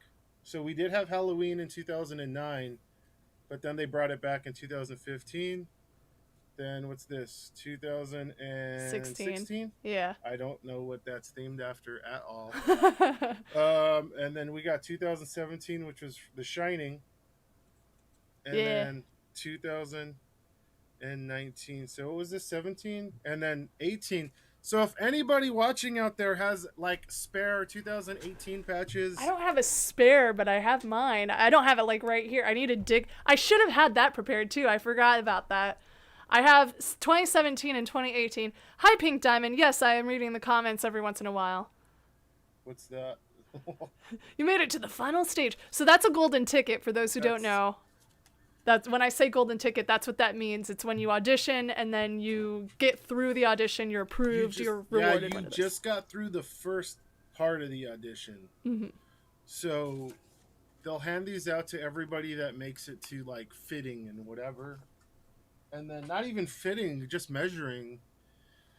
And then you still have to get cast after that. So there's a lot of people that get a golden ticket that actually don't get cast, or that maybe get cast later in the run. They didn't find a part for them. You know what I mean? So, so you don't even find it. Some people don't find out till like a couple weeks before the event. So how the auditions work, I won't talk about like specifically what it entails because that might give away too much info, but you go through the audition, and if they're like, hey, your acting is good and you don't seem like too out of breath doing all these movements, here's a golden ticket. Once you get the golden ticket, then you're going to get measured and get a picture taken of you so that they know what to work with, and then you're like given a mini interview of like your availability and all that stuff. So then they take all that information and then they try and cast you based on your measurements and your look, your height, all that, your availability and all that stuff. And then they try and find a place for you and cast you. But because like you might have unique measurements, or they just have too many of the same kind of look, you might not make the cut even after all of that. And it just goes to show it. Don't take it personally if you don't get cast. Part of it's typecast. I mean, it really depends on what mazes they're doing that year. They know what they're looking for. They know what they're doing. They've been doing this a long time. Yeah, exactly. Scott, I mean, yeah, if they're shout out to Scott if he's watching. Amazing boss. Actually, all my bosses at Horror Nights have been really awesome. Like, I whatever happened, like always, my experience directly with them has always been great. I've always had a really good experience, and I've never worked other haunts. I mean, I worked at the haunted jail over here in my city like once or twice, but I mean that was just having fun. That was not anything like Horror Nights. I went to Horror Nights when it came back in 2006, and dude, compared to how it is now, it wasn't bad, but it wasn't good. Please elaborate, because I have no idea what you mean. No, there were mazes, but there were like two mazes, and the lines were just ridiculous, so I don't think I even went into any of them. And the scare zones were really cool. So they've always modified. The event's always been modified from year to year. I know it depends on a lot of things. It depends on budget. They're a business. You have to remember that they hire people with the passion, but a lot of the people that make decisions, they're there because they're running a business, right? They're there to maximize profits and et cetera, et cetera. So that year it was like two mazes and like 3 scare zones, and it was only open for like 4 hours, but it worked, right? As John Murdy says, like they broke even. So then Universal was like, let's do it again. Let's just keep pushing it. In 2010, they got Freddy, Jason, and Leatherface from, I think it's New Line, Warner Brothers. And they were able to get 3 years the licensing deal for those. So they did that 2 years in a row in 2007 and in 2008. And then they started changing it in 2009 when I came. So in 2009, when I finally came, and you know what, I don't have a cool story about like how like I found out about it and I went to the audition, I was and just gonna ask, like, how did you get started in it? I do not remember. I know I had to have went to an audition. I don't know if somebody told me about it. I don't know if I looked it up. You know what I think? This is what I think. When I graduated college from Cal State Fullerton in 2008, end of 2007, and I was looking for jobs, right? Mm-hmm. And I had done improvisational and stand-up comedy theater like in high school, nothing major. However, I studied entertainment and tourism. My degree's in entertainment and tourism. And so, and then I also had this like comedy and acting kind of like background. Mm-hmm. And then I've always wanted to like work at Universal Studios. So I would always like go on the website, go look for the jobs. And I'm pretty sure this is how it happened. So there's an auditions page through the Universal Studios Hollywood website, and you can sign up to get alerts. Right now they have like a Twitter account. And but in 2008 it wasn't. They didn't have a Twitter account. I could vouch that also in 2017, 2018, it was not like the most up to date thing to follow. Right, Their Twitter. it still isn't. But if you're on once you're on the email list or once you start working for them, sorry, I keep tapping the desk. I don't know if the noise is coming through. It's coming through. I didn't really pay attention to it until you mentioned it. Oh, okay. I'll stop tapping the. There's some shows I watch online where the people tap the desk and like you can hear it in the microphone. So I'll just tap my wrist rest here. It's like foam. So, anyways, man, I don't even know where I was at, man. So, yeah, so you had the alerts. I got like I went on the website and they're like, oh, they're auditioning for Horror Nights, and I think I just showed up and I made it through. And I'm 6'1". Noel's pretty tall. I would say you guys that are between like 5'1" and 5'8", 8, something like that. I'm 5'9", and they were like, "Oh, you're on the cusp of being too tall." Yeah. Yeah. You're on the cusp, but you're on the cusp of being too tall for some roles, but just right for other roles. Yeah. So, well, there's like this in between of like, if you're 5'10" to like 6 foot or something, they might be able to find you a place, but you're like in that weird in between. Right. Yeah. So you have to really impress them during these auditions because, you know, part of it is typecasting, physical. I'm big. I'm big sideways too. Like, you know what I mean? Like, so, you know, big guys like me, there's less of us. There's a lot of tall guys and a lot of them are muscular or fit, but like fat guys, there's not a ton.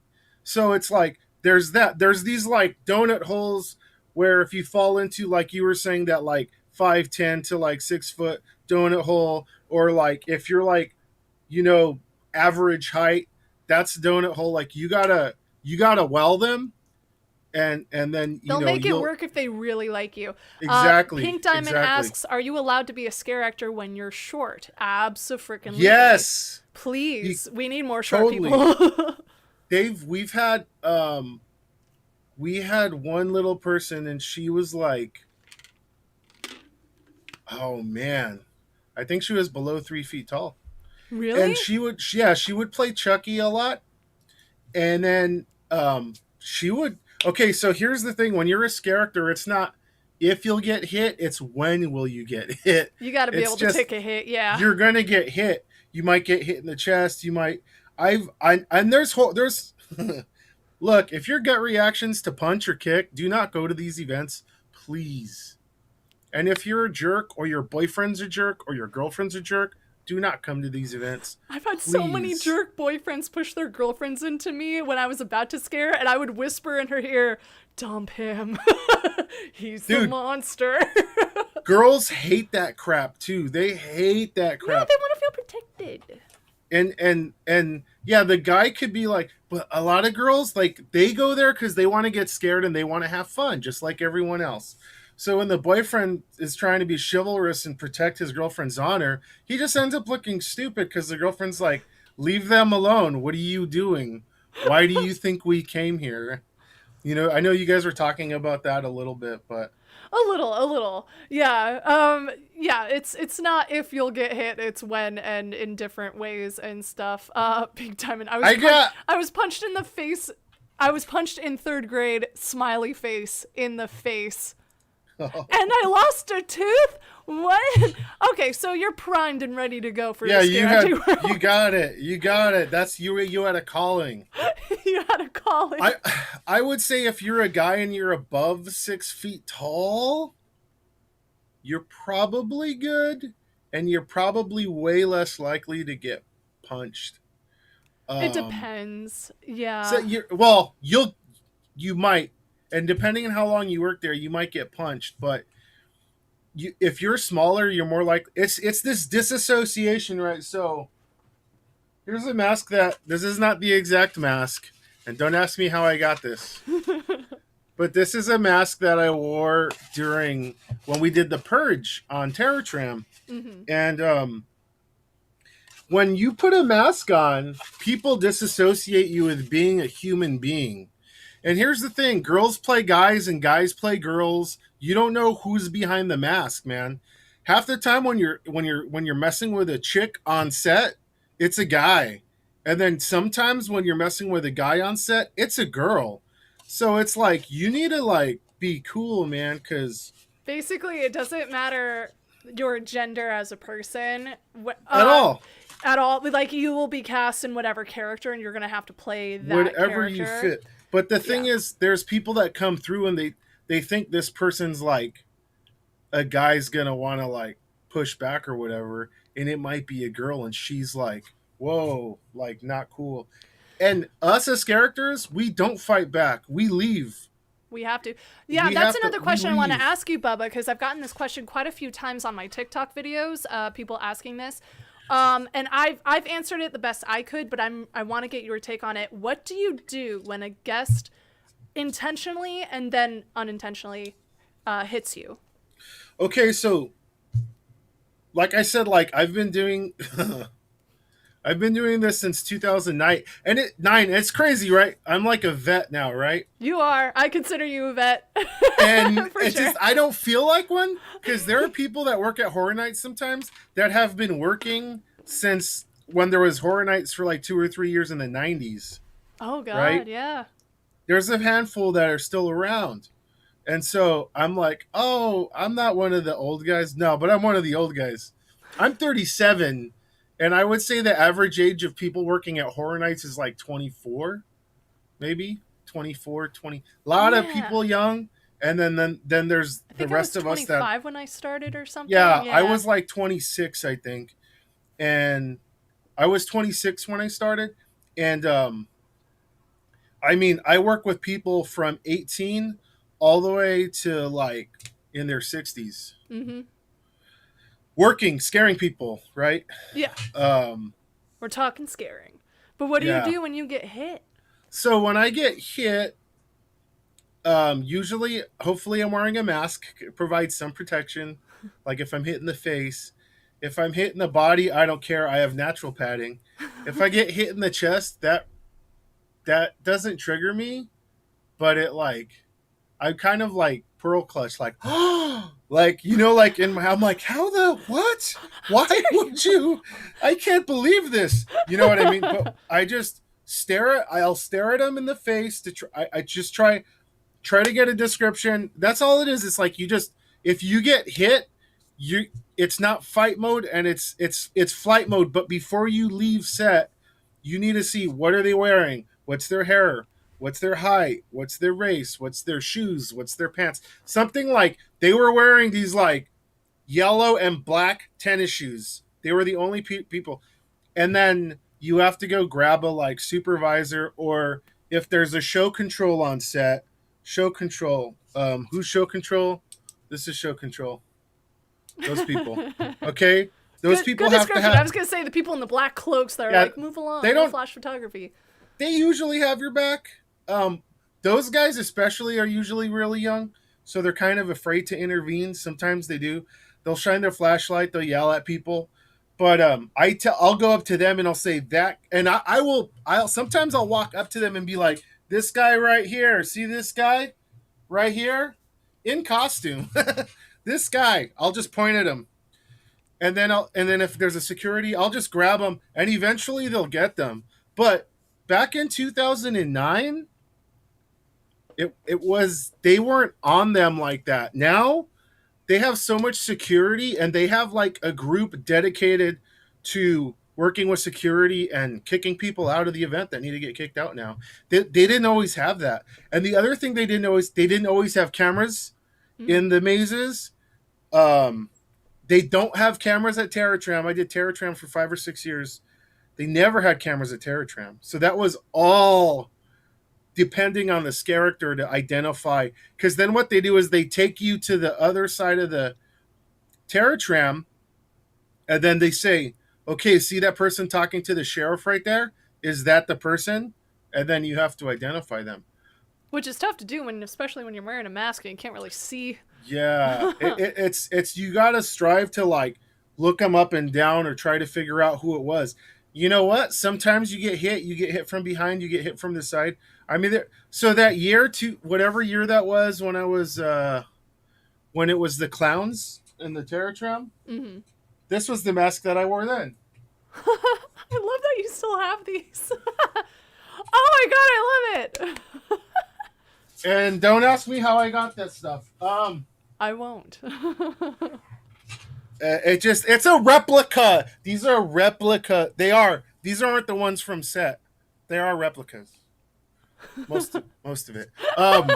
So I'm wearing that mask, and we're wearing a ninja hood underneath, and it's like you're just trying to do the best you can, but you might be turning around. I was in the middle of the crowd that year a lot of times, and you might get pushed and shoved. Like if you get pushed and shoved, that's nothing to complain about. So unless you get hurt. Right. Yeah, like if you get pushed to the ground, that's different. Yeah. You just gotta like play it by ear a little bit, and when you scare long enough, you learn what is intentional versus unintentional. And if you get hurt or the guest gets hurt, then yes, definitely talk to a supervisor, security, whatever, get that sorted out, because you might have to fill out an incident report. But yeah, talk to. Yeah, you're totally gonna get shoulder checked. I mean, yeah, nightly, you're just gonna have to be able to take it. If it really hurts you and you need to get off set, then yeah, talk to a supervisor about that. But you always want to try to figure out who did it. And with the mazes now. So last year I worked. What maze was I in last? Killer Clowns from Outer Space. You were in Killer Clowns? Yeah, I was a blackout. Oh, right on. Yeah, I was a blackout character, and I was controlling things in the maze, and then I was a puppeteer kind of too. Nice. And so we had cameras, so we didn't always, our cameras are like night vision and black and white, so we can't always say like they were wearing a blue jacket. I can guess, but I'm colorblind at this point. It's all black and white. I am a dog. Yeah, it's just like, was that guy tall? Was that guy short? And then you had to hope you kind of saw part of something that could identify them. And that was because they would grab our hands if our hands were on set puppeteering. Yeah. Grab, punch, smack.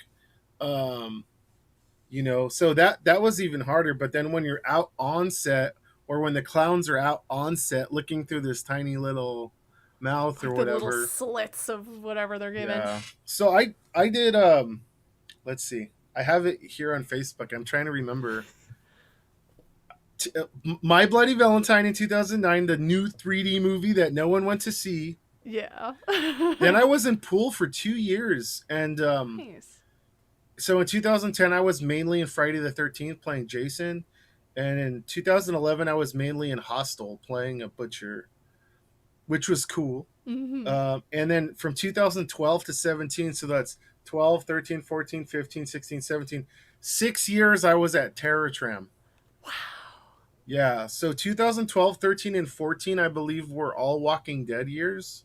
And then, so that's 12, 13, 14. And then 15, I think, was The Purge. Man, there was The Purge, there was Hollywood Harry, and then I don't even remember what the other one. 2017 was all, Friday the 13th because I was in that, and then there was Okay, so Leatherface 17, I was and Freddy. Leatherface at the very end of Terror Tram. I was like one of the second to the last Leatherfaces. It's funny because I was one of the first people that they would see on Terror Tram, and you were one of the last people. So we were working the same maze, but actually never got to like get to know each other. Right. They split up our break areas. That Yes, I so think we that never got a year. chance to see each other. And funny story, I didn't actually meet you, Bubba, until a party.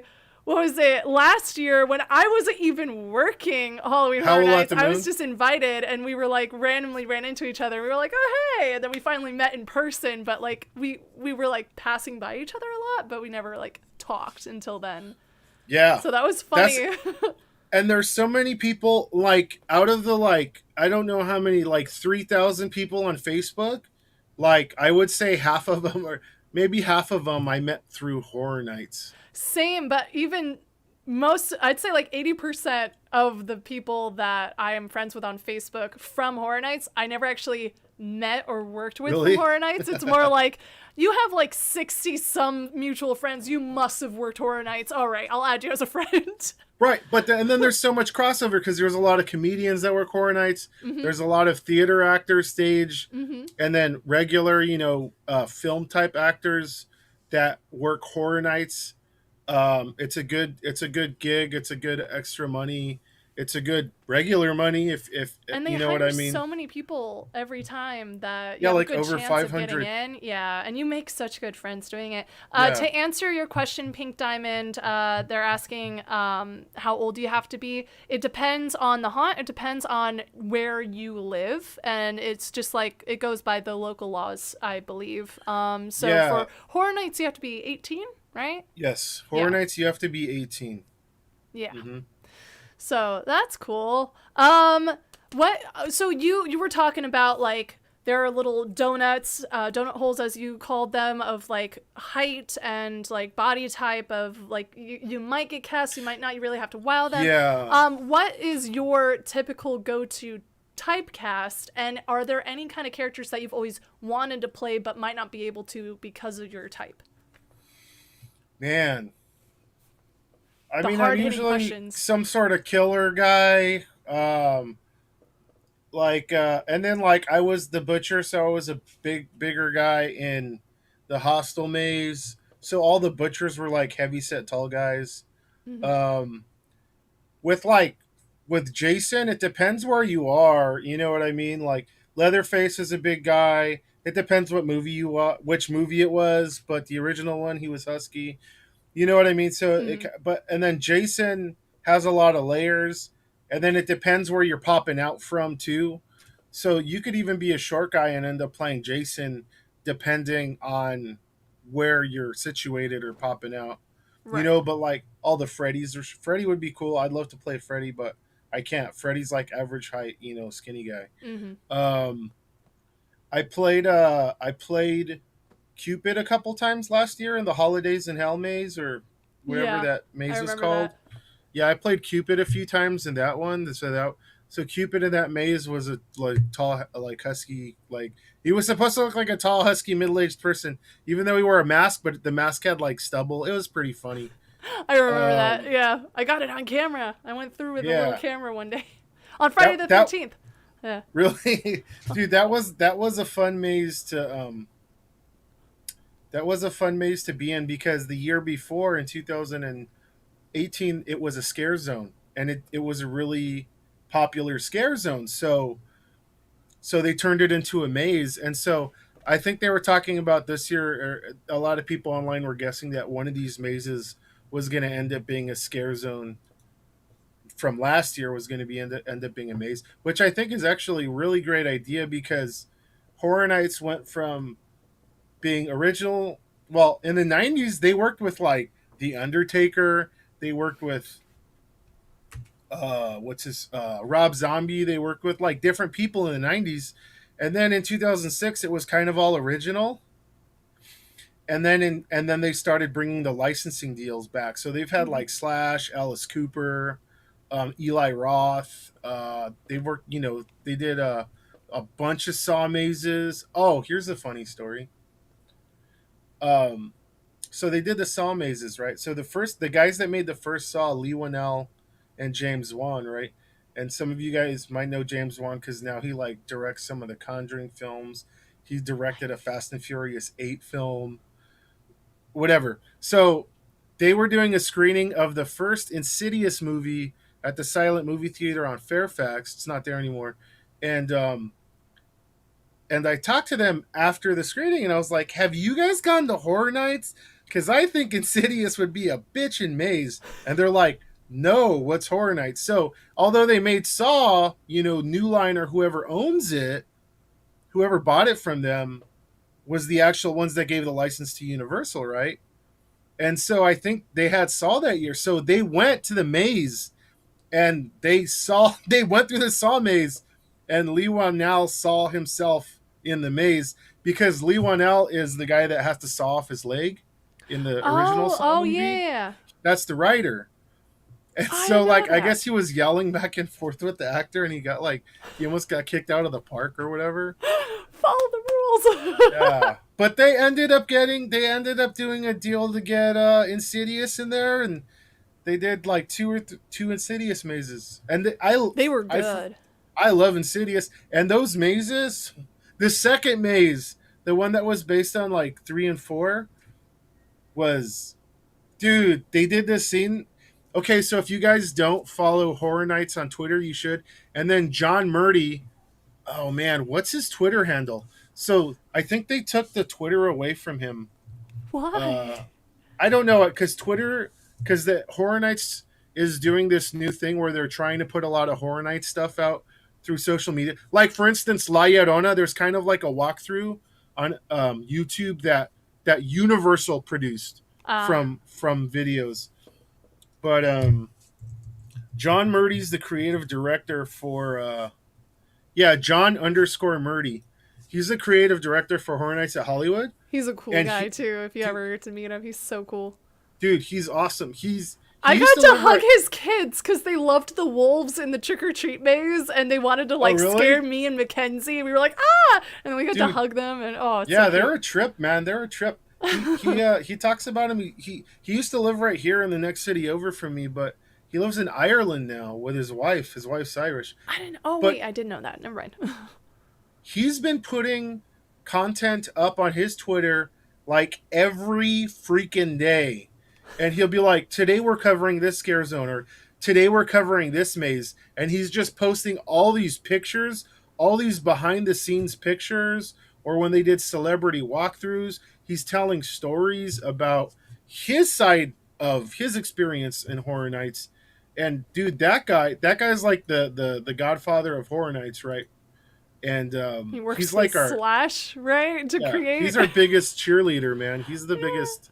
He always does the bow down. He's like, how many have you been working for this long? And then once he gets to the 5, 6, he's like, oh. But anyways, John_Murdy on Twitter. You guys should follow him if you like Halloween Horror Nights, like Universal. It's just, there's a lot, man. You could sit there and just scroll through, read, see pictures. That guy's the man. He's a great guy, and he's the creative director, and then the art director Chris Williams is an amazing guy too. And Chris Williams, I think, went to college with Rob Zombie. Cool. And that's how they got that connection. But Chris is the guy that designs the look and a lot of the mazes and the rooms and the facades and all that stuff. It's good stuff. Dash, John Murdy is the man. Yeah. We haven't even scratched the surface. Did you have any questions for me specifically? I mean, we've just kind of been going off on tangents. So we started out, which is fine. Like, this is honestly, that's what this live stream is about. It's like, I want to learn about your experiences. I just want to hear you guys talk for a while. But the only specific thing I would ask is are there any fun scares that you want to tell us about? Because the whole thing is Scareactor Stories, right?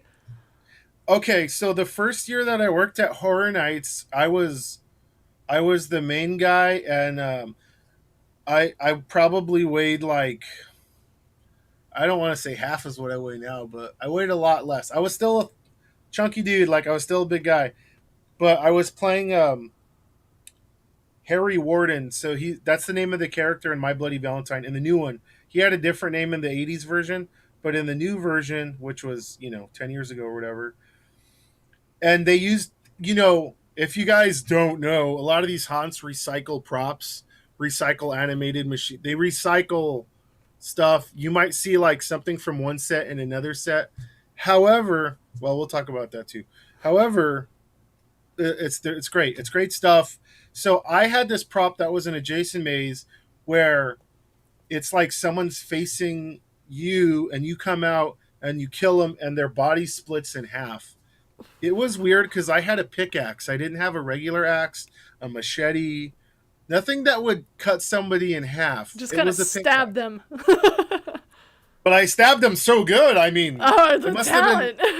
It was a Ginsu. It was a Ginsu pickaxe, and it was made by a Japanese blacksmith, and he just made it amazingly sharp. And, anyways, so what I would do is I would click this trigger, and then the lights would come out, and then I would have to lay the pickaxe in the open. So when you walk into the room, it looks like someone's sitting on the bed. And then the lights go out, and then I come out and I put the axe in the opening, and when the lights come on, the person's split in half, and I'm like right there, But I'm not. All I could do is punk people. Like, is what would you say? Would you say? I could just do that kind of stuff, which is it scares a lot of people. Yeah, especially if you have like strobe lights. I don't know if you said that that's what you had, but yeah. So anyway. So my supervisor that year, I think it was this dude Blake, he was standing in the corner watching me because, the supervisors walk the maze like all the time. They're supervisors. They're watching everyone. Mm-hmm. And so he's standing in the corner watching me, and two of my coworkers come in and they go, "Hey, Bubba, is that you?" Like, oh, you know what I mean? And my supervisor's in there, and I walk out, and I'm like, like, visibly like, why, what the heck, guys? Like, dude, like, that was like, and then, and then other scares, drops are always fun. They all start blending in together. Mm-hmm. Especially over the years, yeah. There was this one, okay, so, this was the last year we were able to talk. I wanted to ask you about that too, like the difference between the years able to talk and not. Okay, so it depends on your character. If you're wearing this clown mask, the mouth doesn't really move, but I was still able to talk that year. No, I wasn't, but I didn't really say anything. So like, if you're Michael Myers, you're not going to talk. Your character does not talk. Right. However, some of the Freddys talked, right? Because they were wearing silicone masks those years. That's another thing that's changed over the years, was the masks and stuff. Like, I think that was the last year we had foam latex. So anyways, there was a year that is the last year, actually it was the second to the last year we were able to talk. But it was the last year where I had creative authority over this character. So the character was supposed to be this vigilante, like the Daryl type from The Walking Dead, like he's lived alone in the woods kind of thing. So it's supposed to be like I lived alone in the woods, and I had this tree filled with a bunch of zombies that I killed. And I was in the process of dismembering a zombie on a table. So I was under there in Terratram. There used to be this hill that you can walk up and walk around. They shut it down for the last year of Terratram because they did some construction, but also there's just dirt. People complain about the dirt. Or like, it was hard. It was like a hike. It was a hike. Mm-hmm. And so you go up. So I was under this old historic tree with all these dead zombies, and there's one alive zombie on a table with his guts hanging out. So I kind of had to protect him. And so I would yell at people and be like, if they were wearing something with a glow stick or flashing lights, I would yell at them. What the hell are you doing? You're going to attract the walkers, and I'm not going to save you if they come. Like stuff like that. Like I would just be like,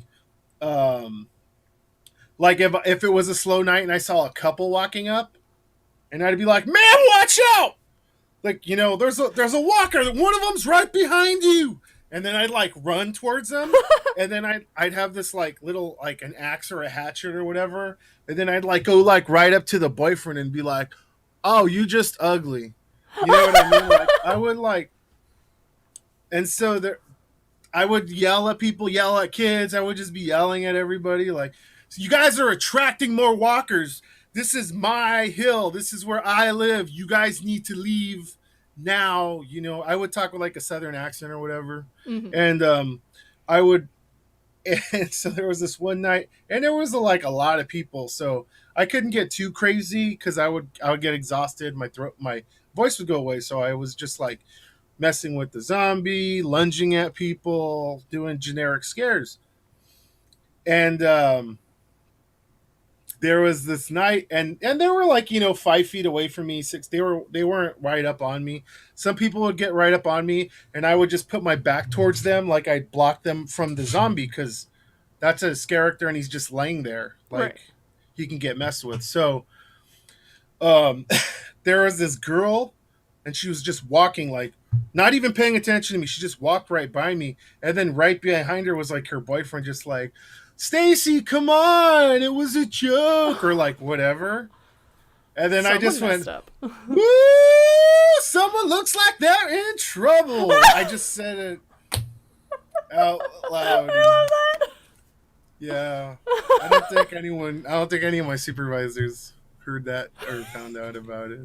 I was doing so. Okay, so there's this thing called excitation transfer theory, and so it's why, like in horror movies, there's jokes and boobs, because if there's a heightened sense of emotion, right?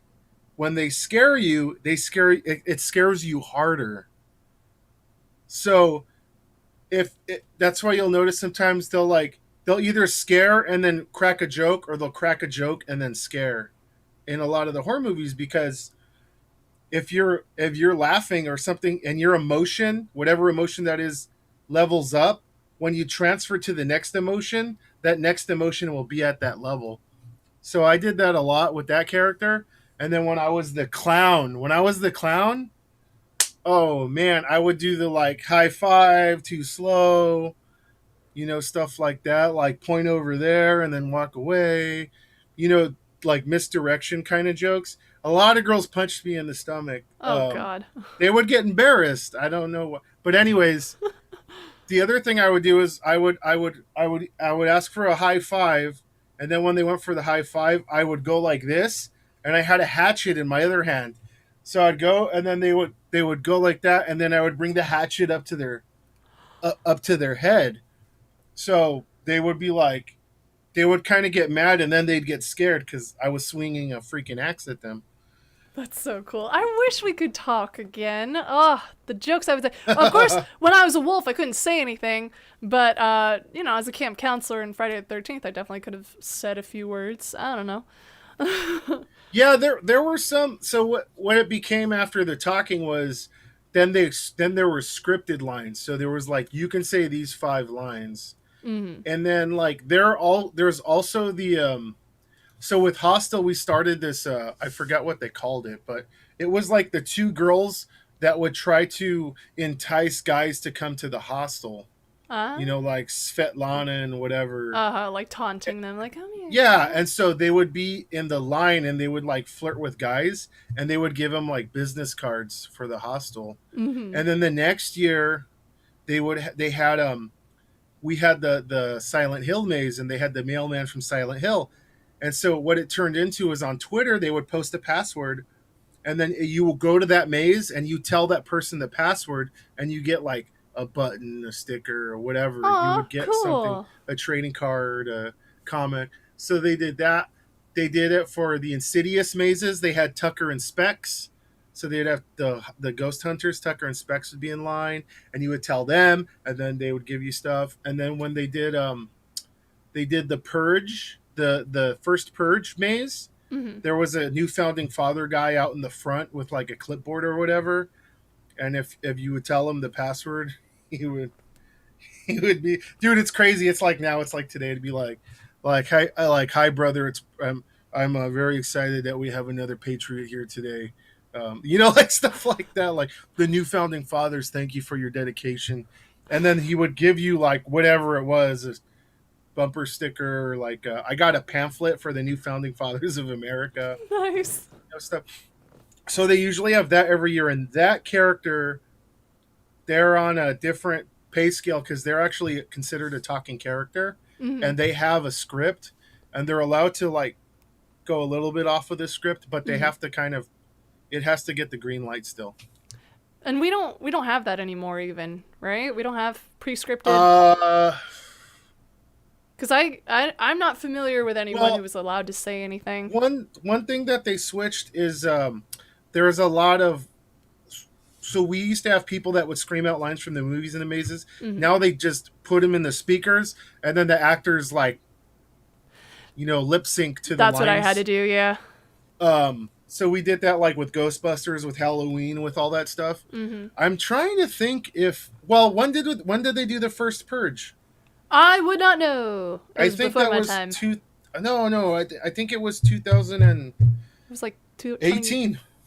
2018, really? I think it was 2018. So I'm trying to think of what mazes we had last year where that actually. I think there was somebody. But it's always just one maze. Interesting. I didn't know they still had those kind of characters out there. We have a question. I have to like scroll back because I saw a question go by. Yeah. Just T Vlogs, question for Bubba. What was your favorite HHN maze last year and why? And who was your favorite character to play during your run at HHN Hollywood? And is there anything that was memorable to you? It was a long, multiple question. Let me see. I'm trying to remember what the mazes were in 2019. Now, luckily 2019, I know you were in Killer Clowns, right? So there was Stranger Things there too. There was what was it? Wolfman versus Frankenstein, down in Metro, and what else? Ghostbusters, I believe. Wolfman versus Frankenstein was great, but the Halloween, the Universal Monsters maze was cool. And a few years before that, we had Universal Monsters Remix, which was kind of cool. Which was like, it was crazy. Well, let's see. There was House of 1,000 Corpses. Some people liked that more than the one that Universal's done House of 1,000 Corpses like 4 or 5 times. Really? Yeah. Because I saw it last year. I visited my friend William, who is like one of the opener scarers in that maze. So I was like holding back, making sure that he popped out at me. Yeah. Oh, I know. When you're walking through a maze as a Scareactor, it's a lot different. But you always want to go in multiple times. Look, if you guys could swing like for the VIP or the front of the line or whatever, freaking do it, man. If you have the extra cash, freaking do it. I think that's what I did. I can't remember. I don't think I did VIP. I told everyone that I knew who was only going for like one night, splurge, get the express pass, because that way you might see all the mazes, but if you don't, that's the there's front of the no line, way. Right? Yeah, I did the frequent fright, whatever it is, like you did for frequent fear pass. Yes, frequent fear. I did that last year so that I could go multiple times a week because I knew so many people working it, but I didn't want to work it last year so I could take a little break and heal from the year before. So I did that and I tried to see every maze I could. It was really scary going alone, especially with friends who are scare actors working it, knowing I was going there. Yeah, they and, see like, you. They targeted me. I did one year. I did that. We'll just say hypothetically this happened. So there was the year I was a walker. So when we did The Walking Dead for 3 years on Tram, so the first year I was a survivor, and then the second year I was one of the governor's henchmen of Woodbury. So I was like on the fence with an axe, yelling at people like, "Go back where you came from," and stuff like that. And we don't want you here. There's enough people here. Like, who sent you? Stuff like that. And then the third year, I was an actual walker at the end of The Walking Dead. In the same spot, I was Leatherface. But anyways, so I was so I did The Walking Dead, and I was a walker, and one of my friends came through. She used to come every year for her birthday, and I actually popped out and I grabbed her, and I was like acting like I was eating her neck, and I pulled her back into the door, and she was like, ah, like she was screaming, and then like I said, like, happy birthday, I love you, nice to see you, and then like I let her go. Hypothetically, this happened. Hypothetically, he never. It would have been something that was really cool that would have happened if it actually happened. But. That would have, theoretically, like hypothetically, that would have been really cool. Hypothetically, also, when I went through, there was a stilt walker. Whenever everyone was in a mask, that I knew, so I didn't actually know it was them, but they knew it was me, and that is so unfair. But I was going through, what was it? It was like Pandora's Box. Is that it? That was one of the mazes last year? Yeah, so I was going through Pandora's Box, and there was this one part where, like, they would move in the dark briefly, which is a good skill to have.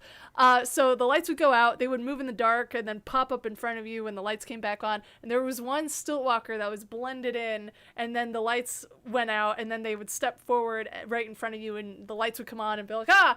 And when I went through, that stilt walker, I had already seen them pop out, so I knew there was a stilt walker there, but I was like kind of waiting for the scare because, I want to get scared. But when they scared me, they were like not just in front of me, but they were towering over me. Their head was like right there.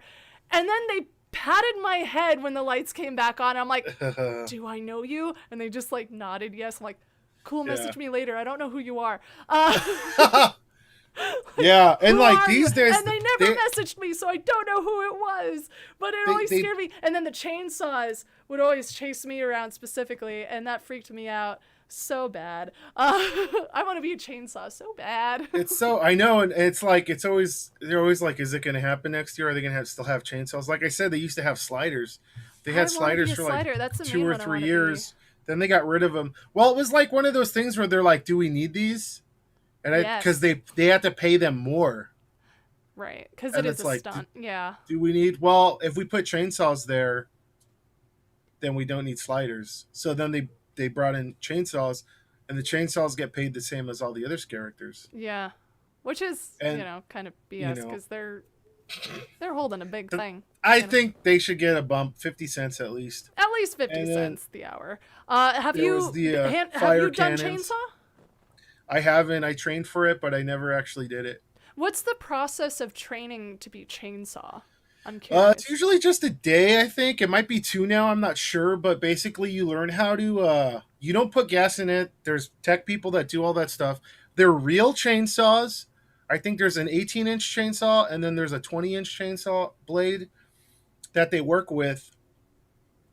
So basically, it's a chainsaw without the chain. Mm-hmm. And then you learn how to turn it on. The easiest way to turn it on, so you don't like wear yourself out. So the easiest thing is to hold it up here, and then hold the ripcord, and then kind of like let the chainsaw drop.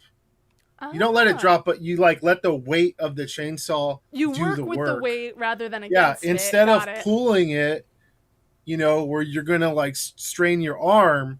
You just hold it up here, and then you let the chainsaw drop. Oh, so then cool. They'll do that. They'll show you different ways of holding the chainsaw so you don't get fatigued. And then you always want to keep the chainsaw. So here's the thing about scaring, guys. You're the scarer. Your prop is an enhancement. Your prop is not the scare. You're the scare. Mm-hmm. So some people rely very heavily on their props, and they do this thing where they like wave their prop in front of them, and I'm like, I've never seen a movie like, I love Halloween, right? I love Halloween, right? And I've never seen, I'm like, I love Halloween. I've never seen a Halloween movie where Michael Myers is like running after someone with a knife out in front of him. Like come back here. Yeah, I'm gonna get you. So come get my knife.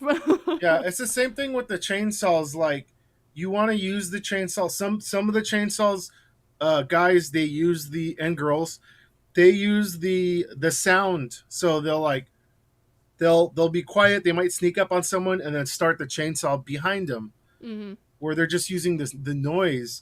They still make noises with their mouths. They might run up to someone and then turn off the chainsaw and scare them with their face or their mouth, making a noise. I'm not, stuff like that. So there's so basically, yeah, you're basically learning how to hold the chainsaw, how to keep it, like, think different moves you can do with it, where you're trying to keep the chainsaw and the blade like within this bubble close to you, Mm-hmm. and then how to like go at people.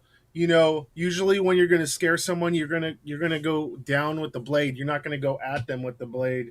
You're Right. gonna like, so basically you just learn all those different techniques.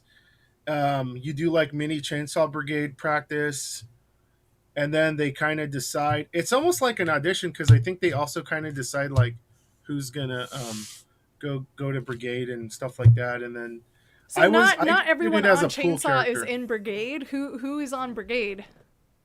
Brigade's like, I guess, the most safest but best scarers. So Okay. then brigade might be whatever, 10 people, 15 people. I'm not sure the number. And Mm-hmm. they're the ones that do the chainsaw chase out at the end of the night. Yeah. So like the last half an hour, like from 1:30 to 2, they do this thing where they make a form, and people come and they just stand there the whole rest of the night and watch people. I did that last year. I was Yeah. finally able to see it. It was so cool. So there's always a captain, and he like blows a whistle, or he has a bullhorn with a siren, and whenever he does that, everybody goes to their spot. So they make a formation where they're kind of like, four across, like six deep or whatever it is.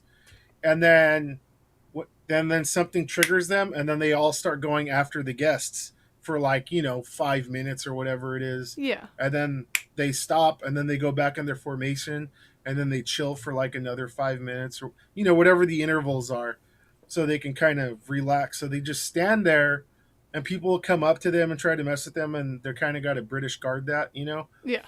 And then they just do that for a half hour at the end of the night. It's so cool.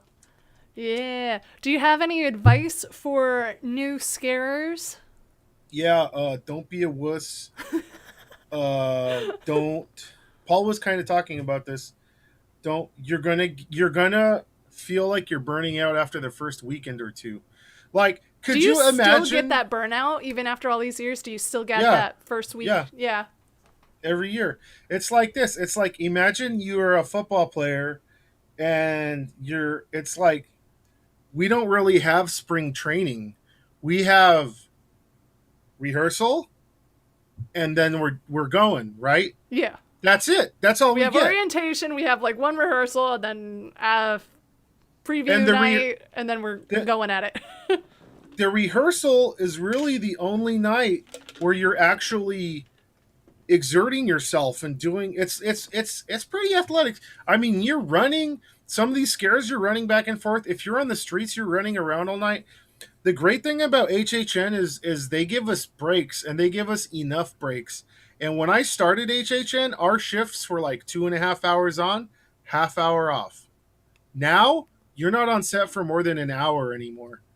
Which is nice, but Right. even And even then that sometimes is too much, because I was in my full wolf garb for 30 minutes on, 30 minutes off, and because I had so much to take off for my break, and I had to literally get out of my complete costume to use the restroom, and when you're chugging that much Gatorade ongoing throughout the night, I'm gonna use it like every break.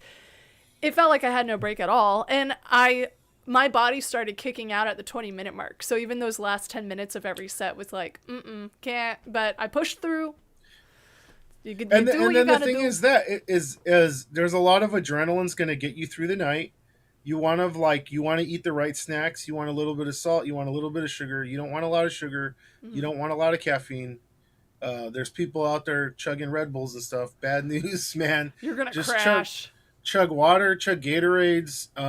Bring your own Gatorade powder, because some places might provide those kind of snacks and stuff, but they'll run out. So, I think our supervisor ended up bringing a lot of the Gatorade for us. So oh, that's sweet. yeah, it's really is Robbie. Robbie's awesome. I've had, like I said, I've had a lot of shoot. I don't even know if I remember every single supervisor. I don't have any bad memories. I know some people do at Horror Nights, and they leave, and a lot of changes happened over the years. Um, a lot of things are different, and I would say a lot of people. I understand why people left, but I think if you do Horror Nights now, you don't know what it was like, so all you know is this, right? And it's going to be good. It's going to be good. It's like Paul said. It was like you kind of want to make the best of it, right? So what I'm saying is you need to push through those first 2 weekends because those first 2 weekends are going to kick your butt. You are going to be sore. You're going to be tired.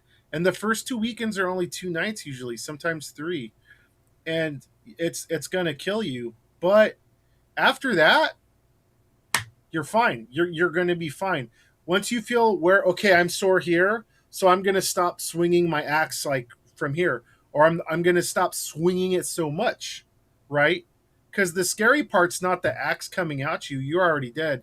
The scary part's the axe coming back, getting like if I'm going to punch you, I don't punch you like this, right? I punch you like this. Boom. If I'm going to punch you hard, I'm going to wind up. So if I'm going to wind up, you're already going to wince when I'm winding up. So it's the same thing with the props, you know. So you learn how to work with your body, scare with your body rather than the prop all the time. Use the prop to enhance the scare because it's like comedy. So I did stand-up comedy for a very long time. Hopefully I get back into it, but you can get a joke and then you can tag little punchlines after a joke to get more laughs out of the joke. And it's the same thing with a scare. You can do the initial scare and then you can get other scares after the initial scare. So you can use your prop. You can go scare with a prop, scare with a hand. Scare with your body, scare with a hand, scare with a prop. You know, I used to do these scares where I would scare multiple people in front of me. So I'd go after this person while I was reaching at this person, and then I'd go scare the third person at the end, and then I'd jet. Right? Yeah. So that's when I was the clown. When I was the clown and I would be in the middle of people, I would try to scare 3 people at a time. Not with one scare, but 3 individual movements, 3 individual scares. You know what I mean? So I would say that definitely comes with experience throughout the years too, like to be able to multitask scares like that. But when just starting out, I would recommend scare the people in the middle of a group because then you get the wider effect. You always want to go after the easiest scare because if go there's for the people hiding within other people. That's a tell that they're already scared. They're easy target. What's funny is you'll end up scaring the people around them anyways. Yeah. Right? Yeah, for sure. Oh, William is in the chat. Hi, William. Thank you. He says, hello, Bubba. Hello, Mike Grindstone. Hey, what's up, William?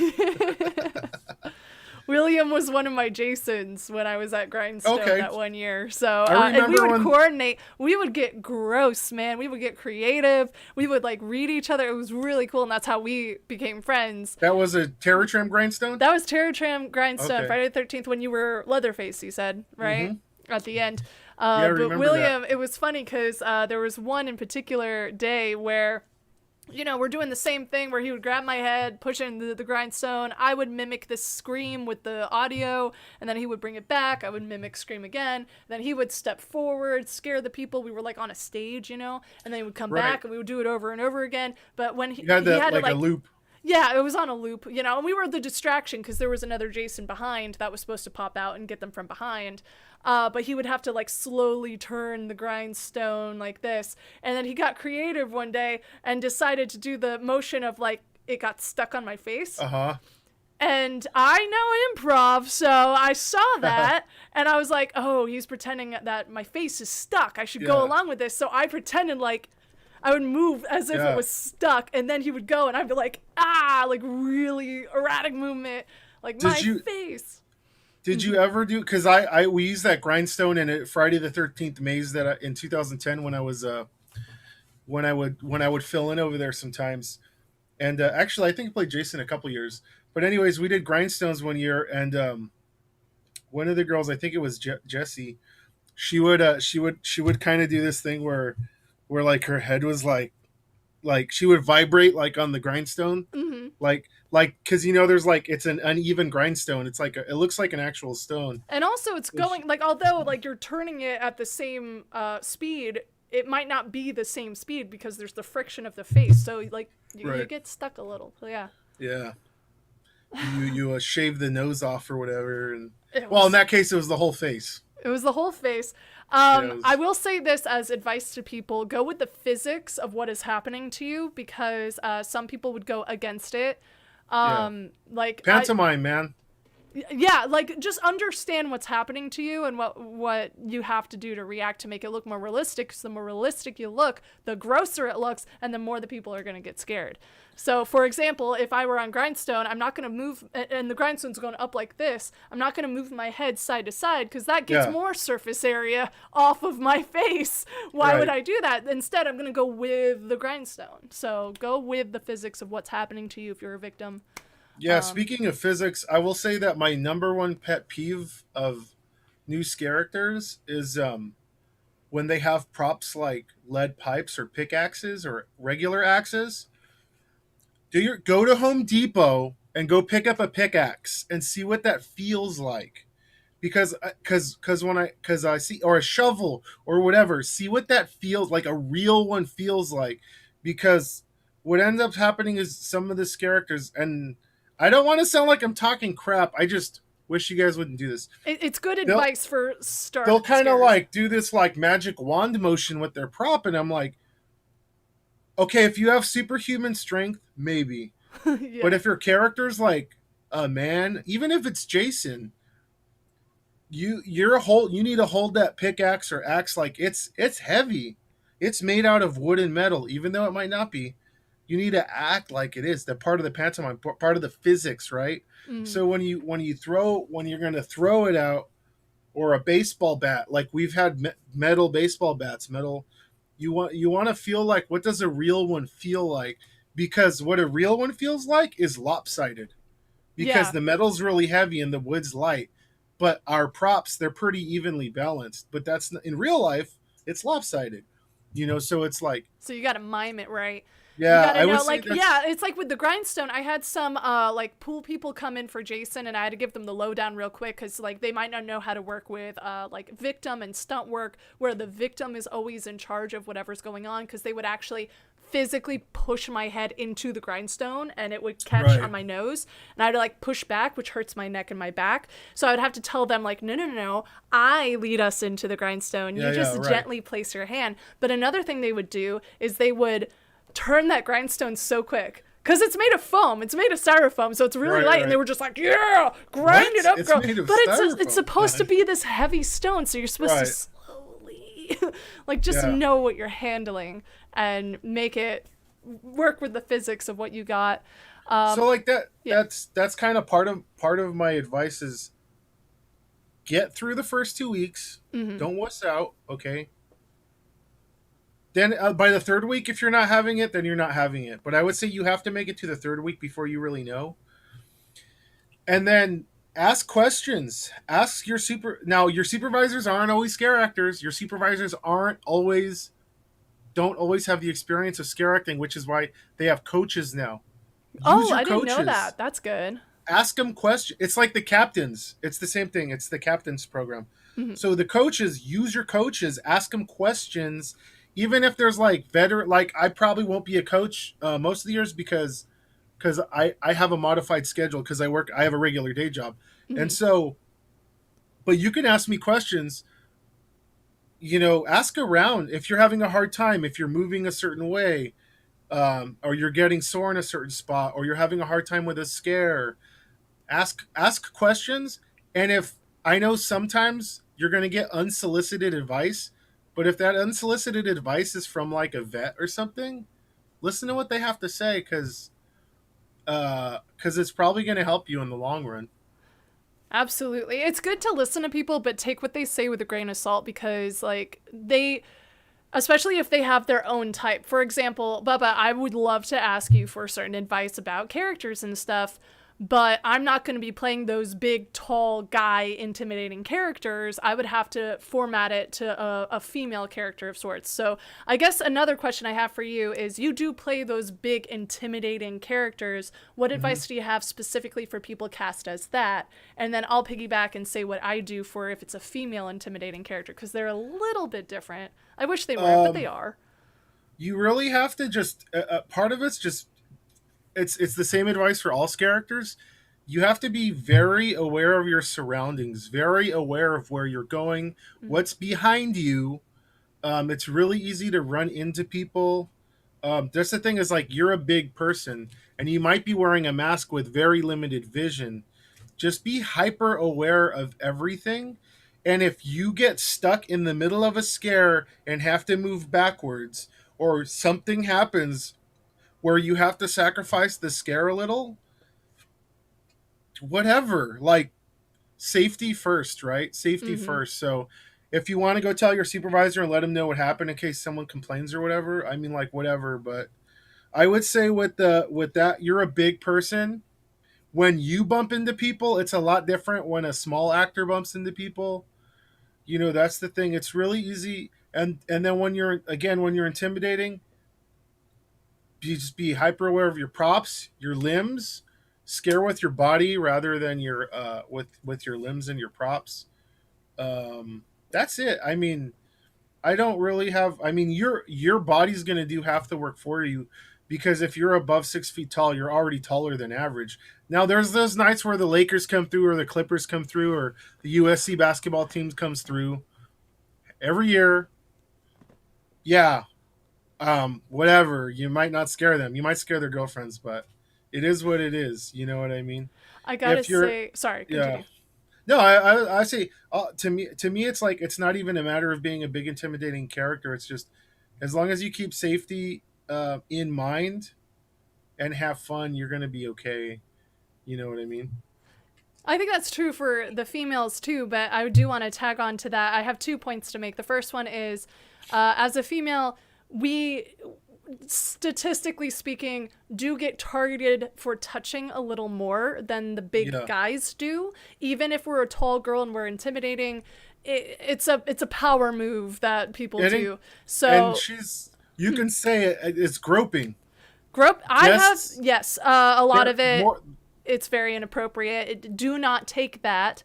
Do not lash out back at them. But if that does happen, just be hyper aware, not only of your surroundings, like Bubba said, but be hyper aware of just turning on that like radar of looking at what they're wearing and everything. Like just the slightest touch, immediately go to that. What are they wearing? Get security, because if they're touching you, they're touching other people too. The minute it happens, you need to shift your focus from scaring to observing. Yeah, and a lot of the times when I did that, I would get touched. I would go to the person to start looking at them up and down and like following them until because I could barely see out of my mask, so it would take me a little longer than most to like get the description. So I'd like follow them at a safe distance, but while that's happening, another person already touched me. So if you're working in a scare zone especially, and you are on set the same time as a fellow scare actor, maybe have like this agreement with them saying, I can't see out of my mask very well, and I'm a big intimidating woman character, female character, I might get groped. Can you have my back a little bit as you're scaring? So if someone touches me and I don't catch it, you go and point while I go get security. And that's exactly what we did 2018 when I was a wolf. I had a half transformed wolf with me at all times who only had prosthetics so they could see clearly while I had the full mask. So if I got touched, the half transformed wolf would go and physically point at this person and follow them through the crowd while I ran and got security and said, see that wolf? The one they're pointing at, get that one. So just have that agreement with your fellow scarers. That's great advice. Yeah, and just like understand, because it is different when you are a female, especially playing a female character. And if you are playing an intimidating female character, a lot of people view that as a challenge. So they are going to want to touch you a little more, which is inappropriate. Please don't do that if you're one of those people. You're part of the problem. The second point I wanted to make is when you said that even though you are like over 6 foot, you're going to get people coming in that are taller than you, and height and your size is part of the intimidation factor and part of the scare. And you might not land the scare because someone coming in is going to be taller and bigger than you. Scare the person they're with, maybe. My boyfriend is 6'4", and he went through Killer Clowns, and since he's so tall, there's very rarely an opportunity for him to get scared because things are not usually taller than him, but those killer clowns in that maze were, and he was working as a tech. I don't know if you're familiar with the tech people when you were working that maze, but he would always have the perfectly coiffed hair and the beard and all that, and he would go through, and he would always, like, test the lights. Yeah, I'd have to see him, but right on. Yeah, I mean, dude, those guys, we rely heavily on them because our tech gets messed up all the time. And yeah, Killer Clowns had the tallest people of the event because those Killer Clowns costumes were huge. Yeah, he dropped at one point because there was a clown. Not only are those clowns so tall, there was a clown that popped out of a window already taller than him and was like looking down at him, and he was like, oh, jeez. Yeah, we had a lot of those. You scared my boyfriend. Thank you. Thank you. Yeah, hi, Kim. Kim is in the chat. Hi, Kim. Sorry, a fellow friend scarer of mine. But I did want to make that point of if you're already tall, there's a chance you might get the taller people coming in. You won't be able to scare them as well. Yeah, and the thing is, if you can't scare them, move on. There are Scareactors. They're like, I'm going to scare everybody that comes past me. I'll get every single one of them somehow, some way. And it's like, bro, chill out, man. Like, if that's like, don't work here. If that's if that's your goal. And also people might get scared internally. So if you're like really stubborn going after someone, you already scared them, move on. You just don't know it. You don't know how many times I've scared somebody and I've looked them in the eyes and I'd be like, yo, I got you. And they're like, yeah, you got me. But it's just like in the eyes. Like, so I went after your girlfriend, but I'm like, hey, bro, I got you, man. And they'll be like, yeah, you got me. So it's like, that's the thing is like, don't be hung up because you're only going to scare like 1 out of every 5 people. Mm-hmm. If you're doing your job right and popping out every 10 seconds, you're going to scare 1 out of every 5 people, maybe. You're definitely going to get some of those people that make you question your skills as a scare actor. Because you're like, I thought it was a good scare, but they're not scared. Oh, God, am I doing my job wrong? And then some people come through drunk, they come through high.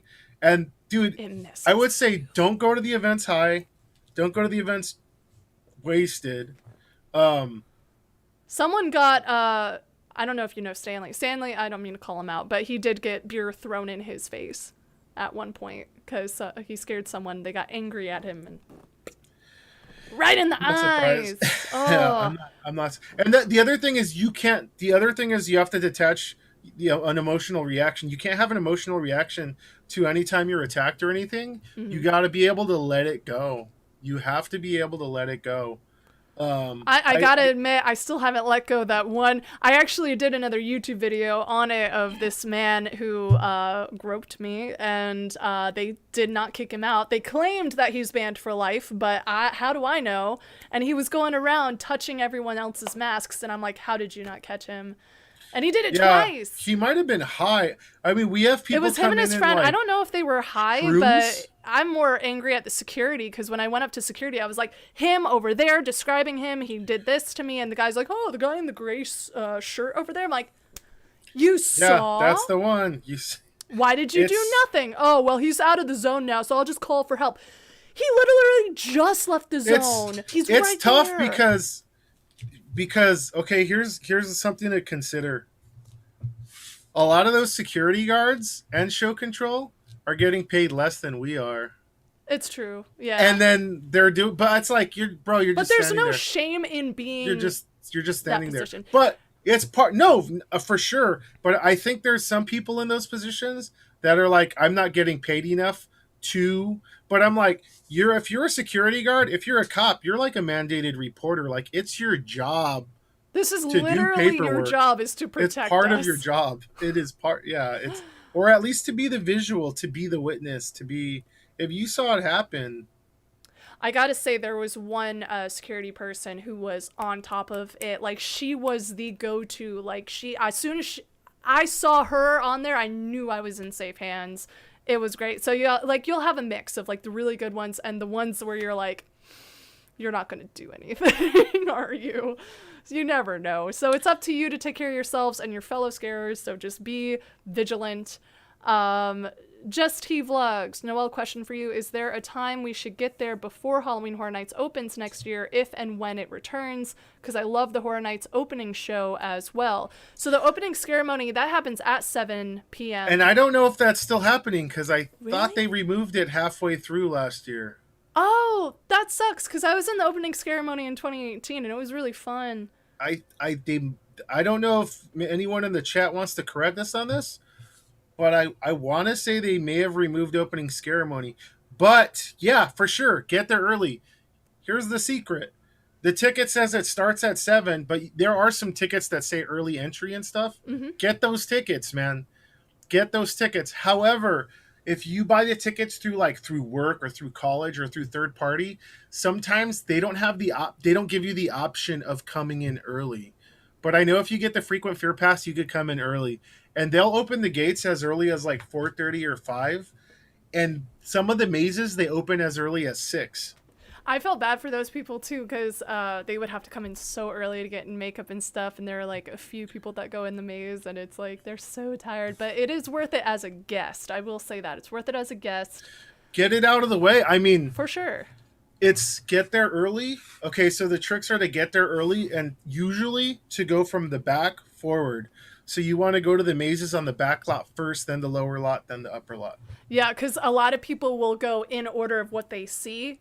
So that's where the longest lines are. And so if you go the reverse, you'll miss those lines. That's good advice. Also know, from a scare actor perspective, at the beginning of the night, yeah, we're excited, but we're also just getting a feel for it. So if you want to join our maze an hour or so into it, that's when we really get our footing. Yeah, we're not in our jam. It depends. Okay, so Stranger Things had a really good maze 2 years ago. Last year was not as good as 2 years ago. But the wait was 2 hours. I mean, but if you go to the event early on, the first 2 weekends, the lines aren't going to be as long, but the performance isn't going to be as good. So it's and also a lot of the new scare actors, not just new ones, there are veterans who might opt out too, depending on what their part is and everything. But it's typically newer scarers that don't know what they're getting into. Those first 2 weeks, as soon as that second weekend hits, we are down at least 30 people. They're just nope, too tired, can't do it. So then they'll bring new people in.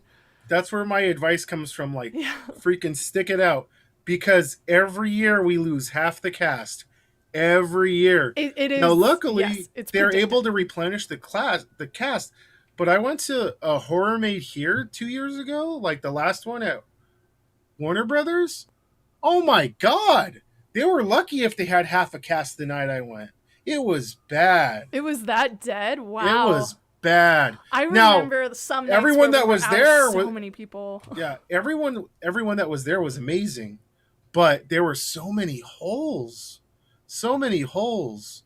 And I would say that Universal's pretty good about as far as keeping enough people. But yeah, I mean, I would say the best weekend, if again, you get what you pay for. So that 2 weeks before Halloween, perfect timing. Mm-hmm. Probably one of the more expensive times to go. I know. You've done Pool specifically? You were cast as Pool for several years, but then you had 6 years on Terror Tram. Did you opt into doing Pool those years too? And were there any mazes that you particularly liked that you were placed into, and what characters? Since I have the regular day job, I didn't do it too much, but there were a few nights where I was in the Walking Dead maze. This was before the permanent maze. Dude, the permanent maze is cool, but the first season 1 maze was good. And it was the longest maze that Horror Nights ever made. But then the following Walking Dead mazes after that were awesome. And I was a survivor in one of those mazes a few times. Cool. So that was cool. Yeah. Do we have any more questions for Bubba before we call it a night? Because it is 11 o'clock. I pushed it back quite a bit because It's okay. We were having technical issues. and that's what I was saying. Like, I'm definitely pushing it back because we had technical difficulties for so long. I want to give people the information. Plus, you are personally, like, just so knowledgeable because you've been doing Horror Nights for so long. It's great to talk to you and get these. Yeah, I mean, there's a lot of stuff we didn't talk about, but I'm sure you'll cover a lot of it with all the other Scareactors you're Well, interviewing. is there anything else? I got nothing after this, really. So if there's anything else specifically you want to talk about, Bubba, feel free. You got the floor.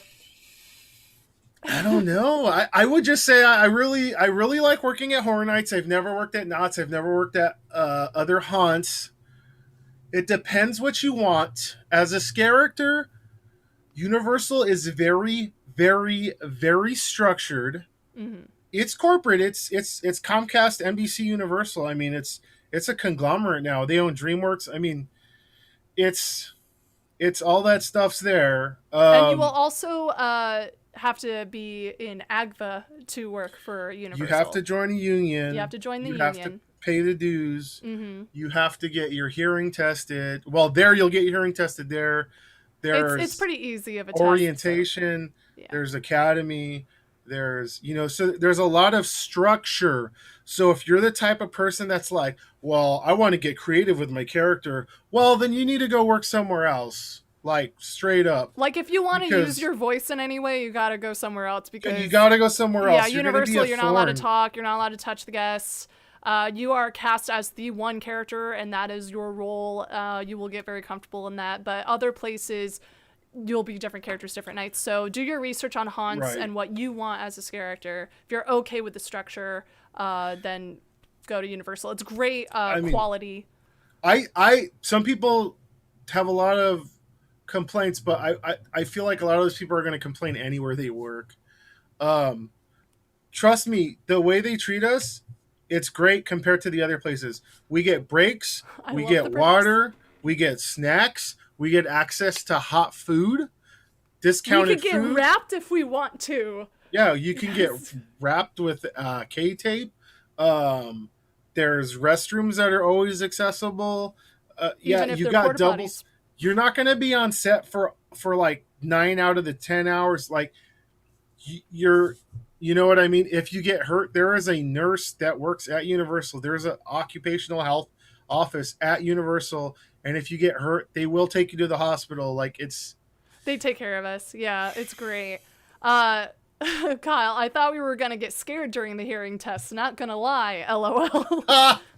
They're going to be like, no, you get scared too easily. You can't work here.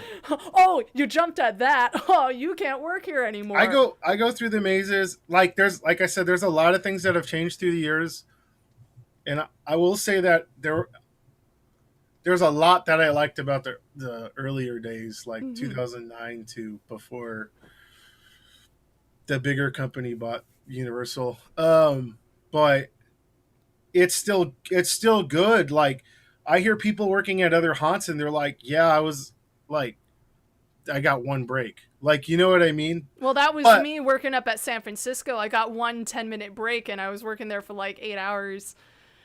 And for that, I was like, for one of them, this was my own fault, honestly. I chose to do this. But I was given a hallway with absolutely nothing in it. This was at the USS Hornet up in Alameda, California, in case anyone's interested in knowing this. It is an old warcraft carrier ship that was repurposed into a museum, and then they used the ambiance of the ship plus a maze they built on the upper level. But I was chosen to be in the lower level with this hallway with nothing in it but a file cabinet. And so everyone expected me to be behind that cabinet, and I was at first, and I got no scares because that was like, where else am I gonna go? Because it was obvious. Yeah. So I was like, F that, I'm gonna get creative. So I borrowed someone's little boombox, played like old 1920s-ish music to give some ambiance and hit it in the rafters, and then I climbed up the file cabinet and sprawled out like it was a foot of clearance, and I was like this for hours on top of the cabinet because no one ever thinks to look up, you know? And when I was up there, I saw so clearly everyone coming into the hallway, everyone leaving the hallway, but no one ever saw me until they got to my cabinet, and either they sensed that someone was watching them and then they saw me and got scared, and I literally didn't have to do anything but look at them. That was the scare itself. Or they were just that oblivious, didn't sense me there, so I would hit the cabinet, a lot make of a people, noise, yeah. And A then lot they of would people see do not me, look up. and then I would like grab at their face and then freak them out, and it was like the best scare. But as we were talking about with the breaks, I was in that position for hours until I got my break, and then I was like wandering like this for a while, just trying to like loosen up a bit. So you had some creative freedom there. I You're did. not gonna They were just like, you're a random clown character, have fun. And it was a lot of creative, and I was able to use my voice, which is great because I called out a friend in a way that there was this guy that came through with his girlfriend at the time, and he used to train me at this one place that I used to work at, and it was an acting gig. And I will say, he did not really teach me anything. He just cleared me on the shows. I memorized it. I memorized the buttons to press. He was just like, brilliant, cleared, that's it. So he was going through with his girlfriend. I scared him, and I was like, you look familiar. Just staying in character. And he was like, oh, hey, that's Noelle. I taught her everything she knows. I'm like, you effing liar! Don't take credit when credit is due. You know, and I was just like yelling at him, like, don't say that. Yeah, sorry, like if I blew you out want, the mic, everybody. no, it sounded fine actually. Okay. No, but it's like if you want to do any sort of characters like that, you might want to go to like Knott's or Six Flags. I'm not sure how they operate theirs, but I know characters at Knott's are able to talk. Yes, and they then are. you're able to develop your own character. However, at Knott's, I believe you have to make your own costumes. I didn't know that Universal, until... Yeah. Sorry. at Universal, they provide the costume. They clean it every night. You know, and they take care of it. Like if there's anything that you need done, like I said, I had to take off my costume completely as the wolf to go to use the restroom. So every time one of the costumes people came to our zone and was like, I need costume issues, I would flash them, get my dress up, and show them the leotard. I'm like, I can't pee, so add some buttons or something under here. Yeah. And then they did. But I have a friend who works at Knott's Scary Farm, and I thought that she was assigned the costumes because I'm used to Halloween Horror Nights now. And even back at working Scareco on the Haunted Hornet, I was given the costume. So it, like as a scarer, I just thought everyone was ever assigned a costume, but I guess that's not the case for Knott's. And she had to make her own costume and do her own makeup and contacts and everything. And I didn't know that until only recently when I was like, oh, wait, that's all your stuff. So I wanted to so we were talking about stunts, right? Yeah. Or you guys were talking about stunts, and at Knott's, they do have the ceiling crawlers and they have the bungee actor as well. There was a guy that worked at Knott's that he was the witch and he was supposed to go across like a rail, and that thing broke on him and the guy fell 30 feet. Oh my god. Yeah, Is he so okay? he started working at Universal after that. Oh, Yeah, he was wow, okay, good to but know. he was left with a permanent injury. Oh, the poor Yeah, Ugh. like his back or something. Like something was like gonna always like be in pain now. I mean, But, drop yeah, 30 like- feet, you might not die, but there's still a chance you could fall So on I your would- neck. Like, oh I my would god. say the one thing that Universal is overly cautious to a fault. Yes. They've gotten rid of things that I don't think they needed to get rid of, but that was for corporate lawyers to decide. Mm-hmm. However, I would say that's one thing is that they are huge on safety at Universal, and I don't think that would ever happen at Universal. No, the worst thing that happened in most recent years, as far as I know, is Stranger Things. Those costumes that didn't breathe with the monster. Mhm. I forgot what it's called. The Demigorgon. The Demigorgon? Yeah, the Demigorgons. They could not breathe. It was not breathable material, so they would sweat in their costumes and overheat and pass out. So then they had to fix those costumes, but they lost like 13 plus people in like the first 2 weeks just because of that. And like some of them had to go to the hospital. That happen. But they fixed it, so Yeah. it's good. And those people healed, which is great. It sucks but... that's how they're like, yeah, it'll be fine. Well, that's another thing I like to say. I wish this could happen. I know why it can't happen, but I wish this could happen. I wish the costumes people would do like an hour of like just running or something in the costumes and masks to see how they work, because a lot of scare actors those first couple of weeks is like, Well, I can't breathe in this. I can't move in this. what I will say, or like what I tell people is like, basically, look, they get like 95% of it right. They do. Yeah. But there's 5% where the hide doesn't work with the costume or the mask or the prop, or something's bad on either a costume or a mask. That's maybe 5% of the time. It happens every year. It's going to happen every year. There's no way to avoid it, I don't think. Yeah. Other than doing the dry runs. But yeah, so one year we had burnt walkers, and their costumes were almost all made out of latex, and they basically were wearing like the Demigorgons, just a suit, and it was almost all latex, and they were passing out and sweating, and basically they just got rid of the costumes altogether, and they started incorporating those morph suits that we use now. Yay! Yes, So those are much better. They're like printed, they're direct printed, the stretchy suits that are direct printed. And you would think like that's kind of weak, but I wore one for the Cupid. It's fine because you're just popping and scaring and stuff. They're not gonna like analyze the costume and stuff. Although I will say, at the end of the Aliens versus Predators maze, there was one alien that would pop out at the very end in a full costume, and it was freaking amazing. It was amazing. They do a lot of things right. Yeah. Oh, and it's so good. It's such good quality. Yeah, so if you're planning on working for Universal, know that you're going to have to, wherever you work, there's always like pros and cons. So with Universal, the pros are the quality of the costumes and the mazes and stuff. You're going to meet some awesome people. You're going to be really well taken care of. But the safety. Safety, yes, of course. They really take care of you. However, like, you won't be able to speak. You don't really have much freedom in casting and moving around and stuff. Follow the rules. You can make requests. Yeah, they might not be met. They ask you, where do you want to be? A maze, streets, where do you want to be? And you can ask. It never hurts to ask, but don't expect it. Right. Just take what you are given and be grateful. So, Bubba, after all these years working Halloween Horror Nights, do you feel the auditions are way easier and that they're more lenient to what you might want because they trust you and they've worked with you so much? I plead the fifth. No. That's fair. You don't have to answer my questions. Well, for anybody that works and is a returning Scareactor, they look at your performance evaluation from the previous year. You do get evaluated, by the way. So that's half your thing. So you can go to an audition and you can blow them away, but if you sucked on your performance evaluation the year before, you're not gonna. And you don't even have to super suck. You have to basically get A's and B's on everything. So you get scored A, B, C, D, E, F.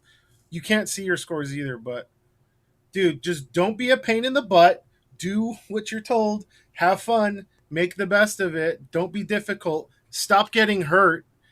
Like, don't keep getting hurt for the same reason, and it's your fault because you just wanted to, like, well, I just want to give it 100%. You can't give it 100% night after night. You're gonna die. Yeah, you gotta pace yourself for sure. If you're the type of guy that gets along with everybody, has a real smile because you're having a really good time. You're not always you're being smart about everything. If you made it through the first audition, you're going to make it through other auditions. But don't take it for granted. Every audition I go to, I still get into it. I'm not going to be like, this is fine. I'm going to get this. Don't get an ego. I know people that didn't get cast from a year back-to-back years. It happens. And it might not even, sometimes it's not even from performance. They might have just sucked at the audition. I would say the one thing they're a little bit more willing to work with me on other aspects of my time with them, or you know what I mean? They might be more willing to work with me on schedule stuff versus someone that's new and hasn't really proven themselves. Because you just want to make sure you're an asset to them. They need you. I come year after year. I stay for the entire run. Mm-hmm. I only ask for a day or two off usually.